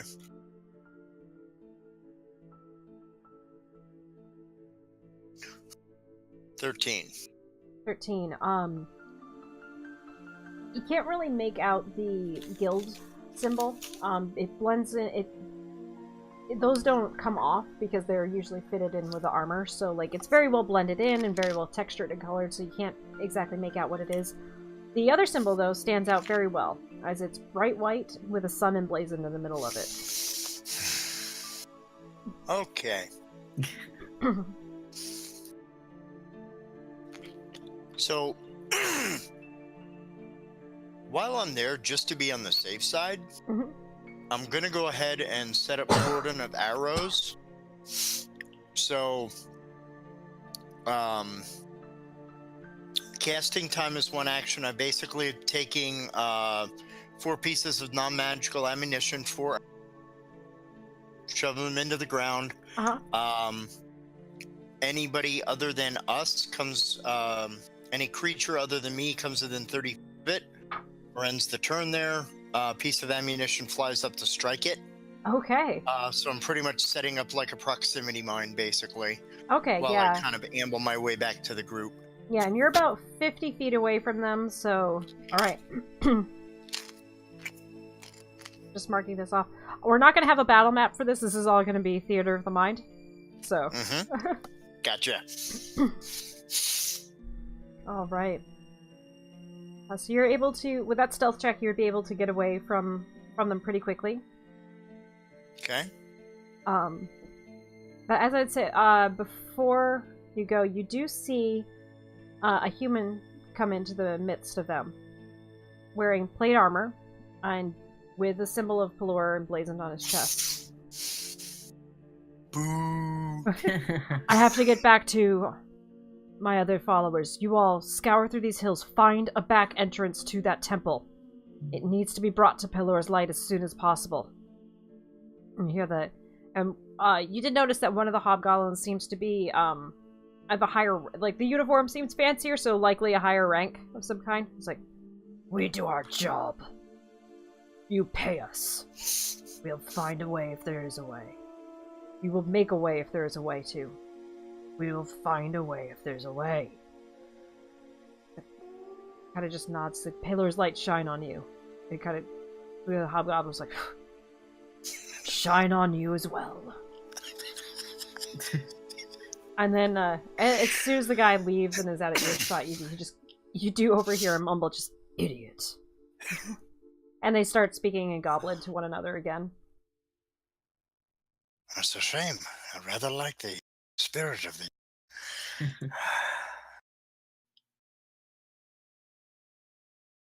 So, I guess we kind of can find a way to whispery speak as far as there's someone there. I kind of set a little bit of a trap just in case they come over towards us.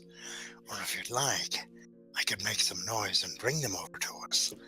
But there's 4 of them, 3 of us, and a very large man they don't like, barking orders to them. That could work against us, because he's also apparently paying them for what he was saying. Or was he speaking Goblin as well? No, he spoke in Common. Okay. Yeah, no, he was speaking in Common to them. That's why you can understand it. Are you in the mood for a fight? To try to sneak around? To use your own words, I don't think you're very incognito. I think we should try to sneak around, but good job laying the trap in case we're not as sneaky as I hope we can be. At the very least, it might provide a distraction, so we run through the rest of the woods. I'm gonna still, as per standard, notch an arrow. Yeah. Alright. Alright, so you guys are proceeding on. Try to get past the camp? Yeah. Alright, go ahead and make stealth checks for me. 16. Nat 1. What? Well, and Bree rolled a 5. See, I'm the stealthy one. All right, so okay, like you're focusing. Yeah, I mean, technically it's a 4, but It's still a 1. story, not details. All right, you are focusing, and you're like, okay, don't stand out, blend, and you start moving through the underbrush. You're moving very quietly, and like it's just you're not used to moving through the forest very much. So like the fact that Bree and Baron are making so much noise, like you just keep looking back at them, and then when Baron steps on a stick and it cracks extraordinarily loudly, right when the voices are the closest and the loudest, feel like the gig is up. As you hear this loud voice, booming voice go, "Who's there? What's going on?" And that's gonna be initiative, friends. All of a sudden, I feel like Croc. I'm not very good at stuff. Dun, dun, dun, dun. So Right. let's get out of that. Let's try this one. Hey, heck of a tale to tell my grandchildren. All right. This is ogre battle, but you know, it's better than nothing. All right, so let me go ahead and roll for. Ooh, man. And they have. I rolled really good initiative. I had an 18. All right. That I roll well. What'd you get, Rachel? Oh, sorry. For What am I initiative. rolling? Initiative. Yep. Oh, and I got to roll for 3 too. He'll get the Opaline dice. I rolled a 13. Do I add something to that? No. Would be your initiative. dex. Yeah, your initiative, which is in the middle of the page. Which is in the middle of the page. Next to the shield. Oh, okay. 14. No, 15. 15. All right.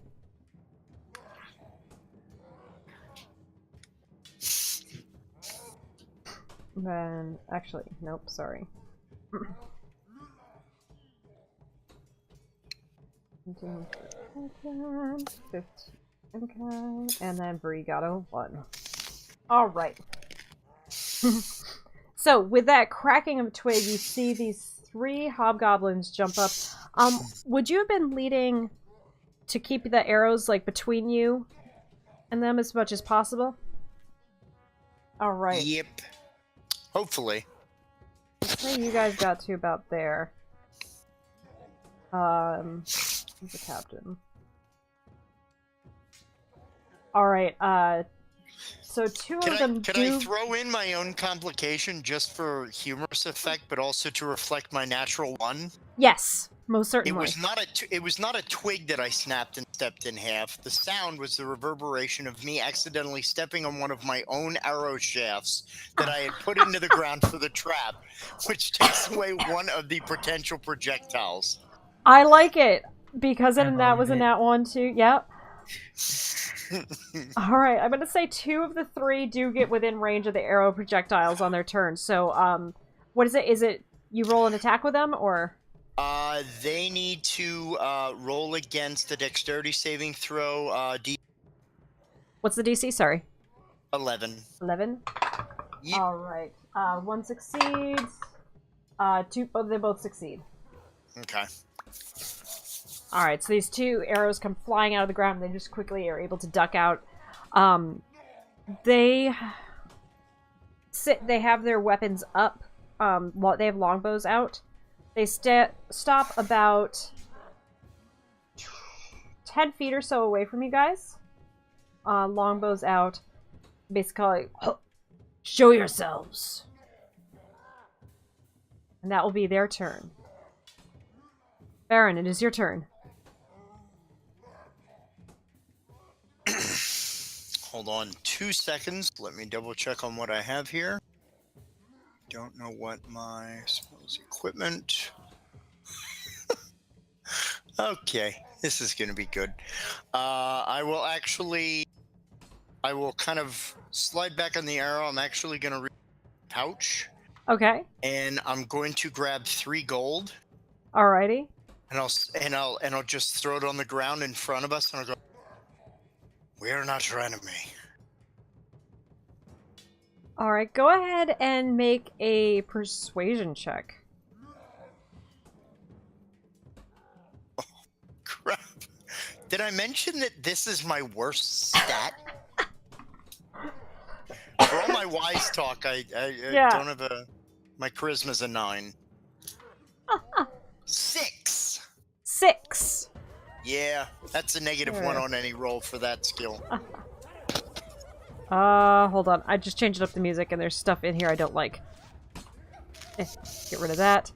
Hold on. Get rid of that. This is the fun part of Sirenscape, is you can customize what you're doing as you go. There we go. There. That's better. Drums and things. Alright. They kind of look down at the coins and look up at you, like, very just... What?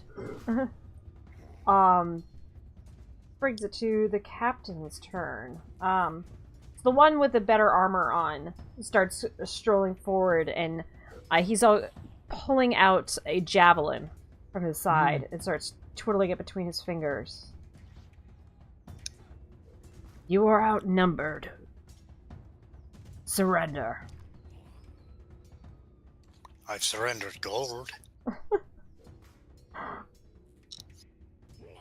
Enkai.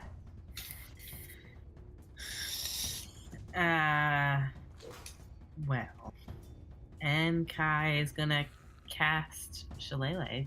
Alright. And attack the captain. That's what I think she's gonna Alright, go ahead and make an attack roll. Yeah. I mean, I don't surrender. Do I roll the 20? Yep, roll the d20 and add 6 to what you roll. Because you are proficient with the boomerang. So 25. 20. It definitely hits. Go ahead and roll the damage. And to add 6 to that as well? No, so that's going to be plus your dex, which is something. It is plus 2. 2, Okay, yep, so 15. plus 2. Yeah.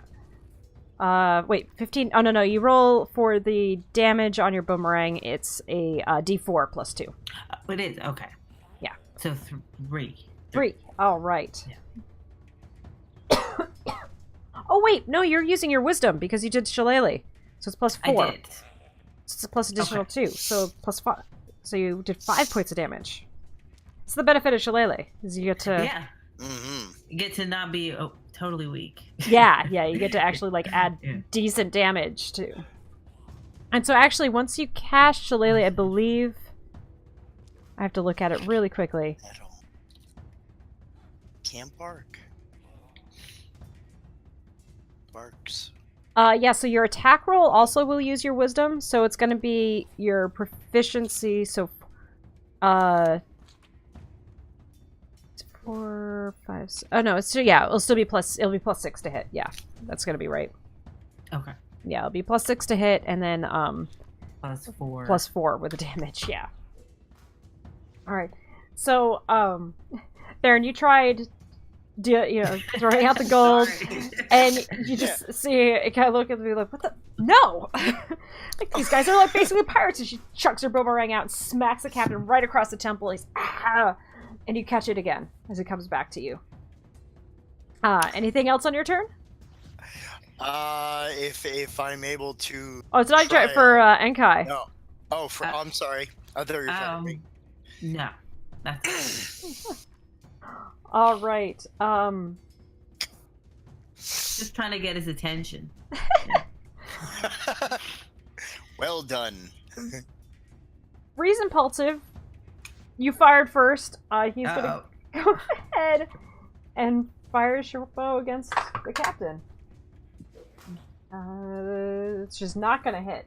So he's kind of like, whoo! And this arrow just goes, the captain just moves his head to the side as this arrow knocks into a tree behind him. It's now the hobgoblins' turns.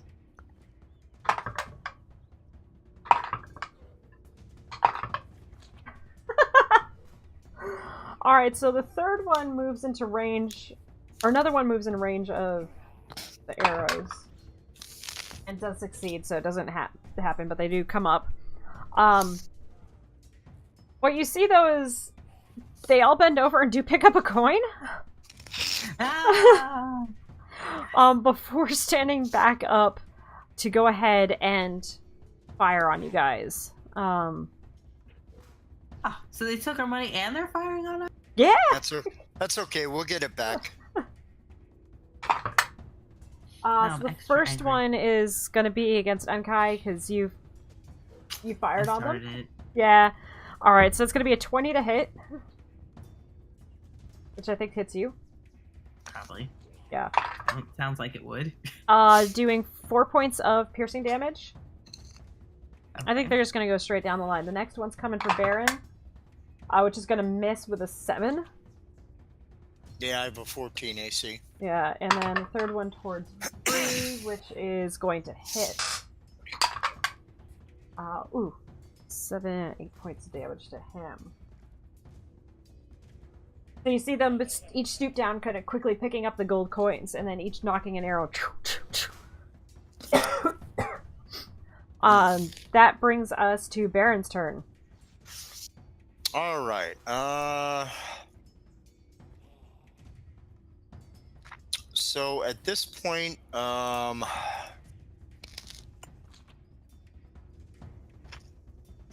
using casting time of a bonus action, Mm-hmm. I want to cast Hunter's Mark on the captain. All right. So that'll basically Good it does an marks extra him for D6, right? for an hour. Yep, D6 extra damage, and I'm gonna go ahead and take a longsword attack to the captain. Okay. Longsword or longbow? Longsword. Okay, so you're gonna have to move up within range. You have the movement for it, but you will have to go by one of the other hobgoblins, so you might incur an attack of opportunity. That's fine. Okay. All right. So they're gonna take a swipe at you with their long sword. With a nat 1, it misses. As you come charging in towards the captain. And that will be a 14. A what? 14 to hit. 14 unfortunately misses. Damn. All right. So you come right up to him, swinging, and he steps back, looking fiercely down at you. He's standing pretty tall. I do get another attack per action. All right, go for it. Yeah, at this level you would have 2. Yep. 16. A 16 would just hit. Oh, thank goodness. All right. So D8 plus the D6. Come on, ghost die. 14. 14. So coming in with that second hit, doing considerable damage, and he sees his eyes kind of like flash with anger, looking down at you. All right. And that brings it to his turn. Uh-oh. So he knows what he's going to do now. Come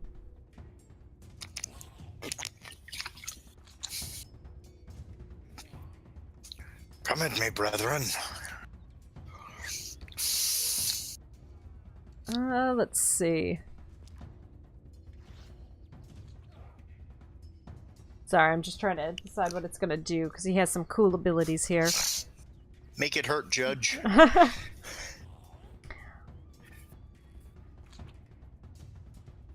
You see him start to do some sort of war chant, trying to invigorate his allies. Oh boy. And then he pulls out a greatsword and tries to hit you with it. The first one's going to miss, I think, with a 12. Yeah. The second, with a 20, I think will hit. Which is going to do 10 points of slashing damage to you. Or piercing damage, sorry. Okay. And he continues just kind of... speaking over and over for again. you to say. All right, Enkai. All right, so how close are these people to us? The three soldiers are about 10 to 15 feet from you guys. Okay. You get the sense that the only reason they didn't come into close combat with you was because they were picking up the coins. Right. And the captain's about 30 feet away from you. Okay. So I'm trying to decide if I should do Thunder Wave to push them out of range from being able to hit us, not the Baron. The Baron is a little too close. It also says, in addition, unsecure objects will be pushed away, so maybe it'll push the coins out. So they don't even get They picked them up. They're secure. Yeah. They're smart. Yeah. They're smart. No, these are mercenaries. Like, They you don't throw free gold at our feet? Of course we're taking that. Okay. So if I did Thunder Wave, would it push them out of range of being able to hit us, or no, because they have bows? No, because they have bows. The range of bows is Okay. going to be Okay. 100 feet.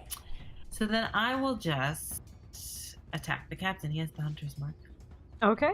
All right. Let's do it. All right, so go ahead and don't forget your totems as well. Oh, what? I have totems. No, I did forget my totems. This is why I remind you of things. See, it's okay. Yes. Okay. Bear in mind, you don't get the bonus from the hunter's mark. Only I do.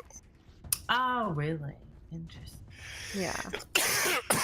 Just want to make sure that you weren't doing him specifically because of the D6 bonus. Well, I was doing them specifically because I thought maybe if you take down the captain, that maybe the other ones would just be happy with the coin. Oh no, dust him like a shelf. I'm Yeah. take out the captain, you take out the lead. That might Yeah. might dysregulate them. So you're... So I rolled to hit. I'm gonna miss probably 11. 11's gonna miss, and I would say so. Yeah. Just a reminder with your totem, it's a bonus action. Yeah. So you have an action, bonus action, and movement on your turn that you can do. You also have interaction, free actions, and stuff, but we won't. So you can cast it, and so a reminder, you have the bear spirit, which gives you all more hit points. The hawk spirit gives you all keen sight and gives you better perception, and then the unicorn lends protection, and you all gain all ability checks are made to detect the creatures. You could use a spell slot to restore hit points for creatures in the area. So like for fighting, bear spirit's pretty good. Yeah. Yeah, let's do the bear spirit. Okay. So you're able to get that close enough, and so everybody, because you're level 4, so you all get you get 9 temporary hit points. Okay. That's good. So this is above and beyond your maximum right now. So you have an additional 9 hit points. And those go first before standards, Yes. correct? Yep. Temporary go first before standard. And then, and everybody who is within the area of the bear spirit gains advantage on strength checks and strength saving throws. Nice. All right. So what you see is Enkai throws her boomerang. It swims around the air. Like the captain's able to duck out of the way. He didn't get out of the way of it before you something because maybe he's never seen a weapon like this. But pretty quickly he's adapting to it as he catches it. And then you go ahead and you call forth the spirit, and you see this totem of a bear, this spectral kind of bear, come rising out. What type of bear might it be? Grizzly bear. Grizzly bear. All right, it's this very large, angry-looking bear coming out of the ground, roaring. And as it roars, Baron, you feel like yourself invigorated. You feel stronger just for seeing it. All right, that'll end your turn. It is the captain's turn. Or no, wait, sorry. It's Unkind's turn now. Now it's Bree's turn, sorry. He is going to go ahead and try to fire at the captain. Oh, and he'll hit. Good. Beep beep. Ooh, nice. So you see your medic bird essentially stand up, ha! Or medic griffin, and he fires this arrow and it sinks right deep into the captain's shoulder. He's looking bloodied by now. Sorry. Alright. And that brings us to the top of the turn. So the hobgoblins at this point are going to... One is going to move off towards you, Baron. The other two are coming in. One's going to make a strike against you and Kai. I think that will miss with 13. What's your armor class? 15. 15. Okay, so that misses. Yeah. Second one's coming in against 3. Which will hit.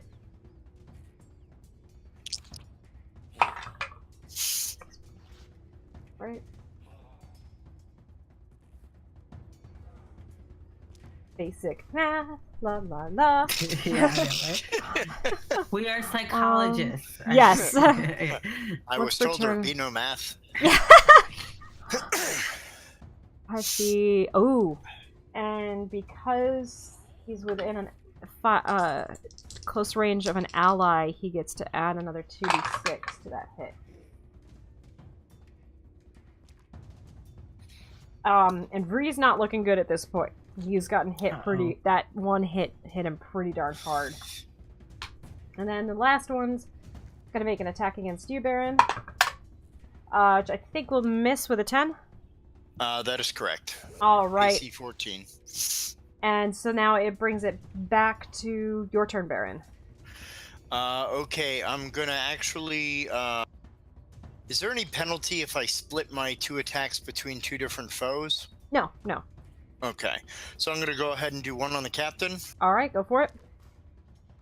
So another long sword. Nat 20. That definitely hits, so that doubles the dice damage to include Hunter's Mark. All right. Come on, I got my Cthulhu dice and my ghost die here. Come on, this is all of my fan All right. Meh. No, actually, that's pretty good. 25. How do you do this? Tell me how does Baron end this hobgoblin's life?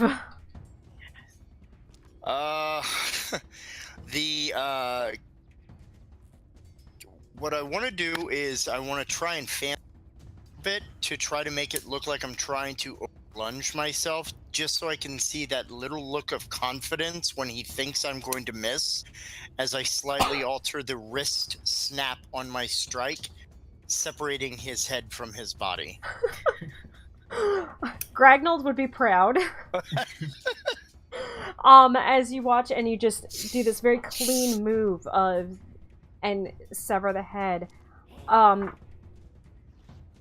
Immediately what happens as soon as the head separates from the body, you hear the others go, one of them call out in common, "We're not gonna pay it enough for this," and the other 3 all turn and just start running. You've been paid enough to leave. I just give a yell as they're running away just to try and add effect. Feeling the bloodlust. All right. So as they run off, I'm actually gonna run over to Vree yeah, and do a cure wounds. he will gladly take that because he was down Yes. 22 hit points. Yeah, I will do a level 2 heal wounds, so that'll give me a 2d8 on him. All right. 13. 13. All right. He's happily back up to 13 hit points. And as we're starting to get close to time for tonight, one of the things he says is, "They wouldn't be here if we weren't close to the temple. Are you guys all right to press on a bit through the night?" I'd say with them running through the forest, better get moving ourselves. Did you, Baron, This did you see place. what direction the other went? I imagine I would have. Yeah. Go ahead and make Yeah, a... I was busy drinking the blood of my fallen foe. I missed that one. Go ahead and just make a survival check to see if you can follow the footsteps of the paladin or cleric or whatever he was. Yeah, that's a 7. So Lucky sevens. Okay, if you want to go ahead and make a survival check to see if you can pick up the tracks. 17.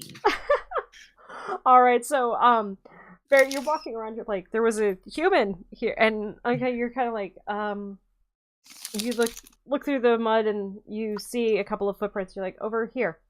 This is where they were walking. Exactly as I remembered. Yeah. So you all start walking and following through the pathways. I'm imagining going fairly quietly. Yeah. Yeah. Yeah. All right. Hoping to. Not like last time. Go ahead and just make some stealth checks just to see how well you guys are able to. All right, we have a running gag. 8. Uh-oh. 17. Re-rolled a 1. Oh! No! You guys are not too stealthy moving through, but after a few, about an hour or two after nightfall, it's clear that doesn't matter as much because you come to the edge of a cliff and you're looking down and you see these 7 towers below you. You could just make them out in the moon. I think there's moonlight. And yes, I do have a calendar, which always amuses people, it seems, but I just love that it's 7 towers. yeah, there's still plenty of moonlight for you guys to see. So you're able to look down and you see out beyond the wall of this, you see firelight. Lots and a fair number of people camping out outside of the gates of this area. This is the temple? It Seems to. Doesn't look under siege? Yeah, well, there's so there's the temple, and it's walled off. There's 7 towers within the temple. You guys are... I'm hitting my microphone like crazy. I am so sorry, everybody, for the sounds of smack, smack, smack, because I can't talk without my arms. It's built into the side of a cliff, and you guys are, like, essentially way, way up. There's no practical... It's a sheer cliff face. There's really no practical way to get down. It's probably 200-300 feet straight down. Wow. A lot more. But what you can see is there is an outer wall, and all along the outside of the wall, there seem to be campfires. People moving around. It doesn't... And as far as you guys... the limited things you can see... it's... Is there any way to tell, like, are these all general humanoid, or can we make out, like, different shapes, i.e., like, different races or manner of man versus beast? Make a perception check with disadvantage. My special skill of being completely non-noticing of things.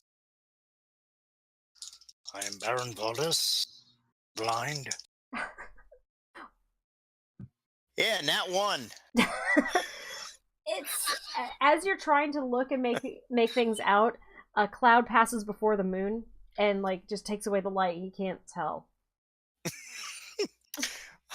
I am Baron the Muted Trumpet Valdus.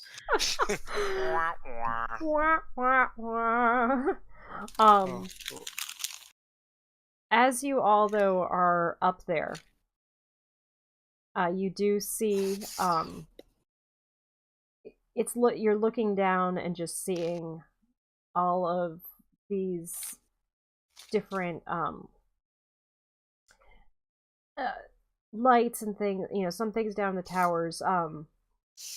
It's hard to make out in the moonlight. Like, one of the towers that kind of keeps drawing your eyes is this one that doesn't look like it should be up. It's kind of like wibbly wobbly. If you can imagine the burrow from Harry Potter. Okay. Yeah, essentially like that. You see another one that was very elegant. There's one that's very deep into the shadows of the cliff face. They're all very distinct. It's an interesting look. And as you're looking down, you hear Bree like, I think we've arrived. And You hear a soft voice coming behind you. It's like, you have, and it seems in time. I thank you. And stepping out from behind a tree is a very simply dressed man, loose-fitting robes. Baron, you would know this, in the style of a monk. He smiles. He's like, I'm Master Oashi. Thank you for coming and answering our call in our time of need. And that's where we're going to end things.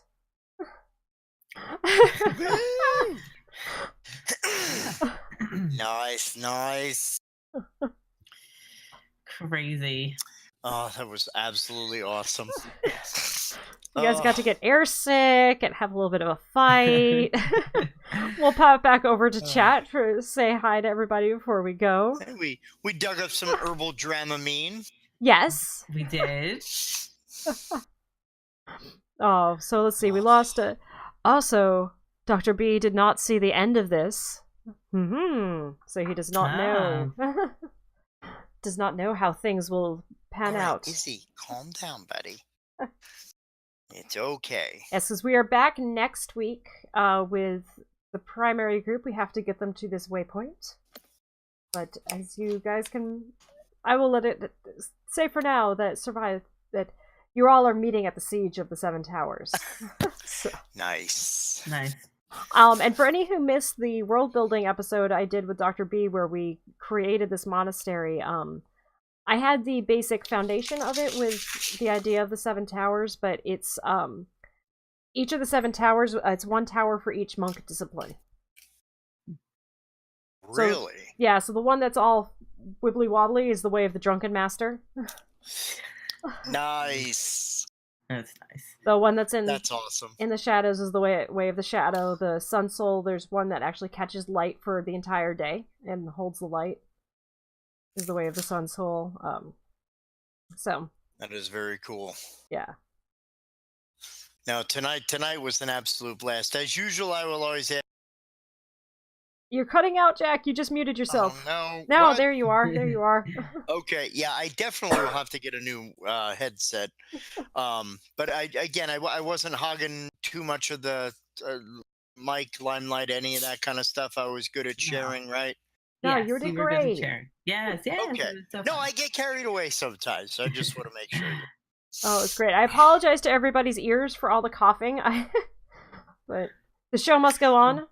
We can't help it. Yeah, no, considering, being sick, I mean, I thought you held in like phenomenally well. It was like running a marathon with one leg. Which would not be fun. I've run marathons with 2 working legs, and that's hard enough.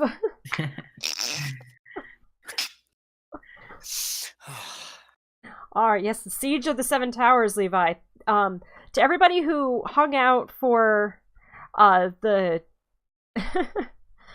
They can get down tonight. Thank you, Larry. For everyone who hung out in chat and was with us tonight, thank you so much. This has been a lot of fun, and I'm really looking forward to games sometime early-ish December, hopefully. Alright, guys, thank you so much. All Take right, care. thanks, everybody. Thank you.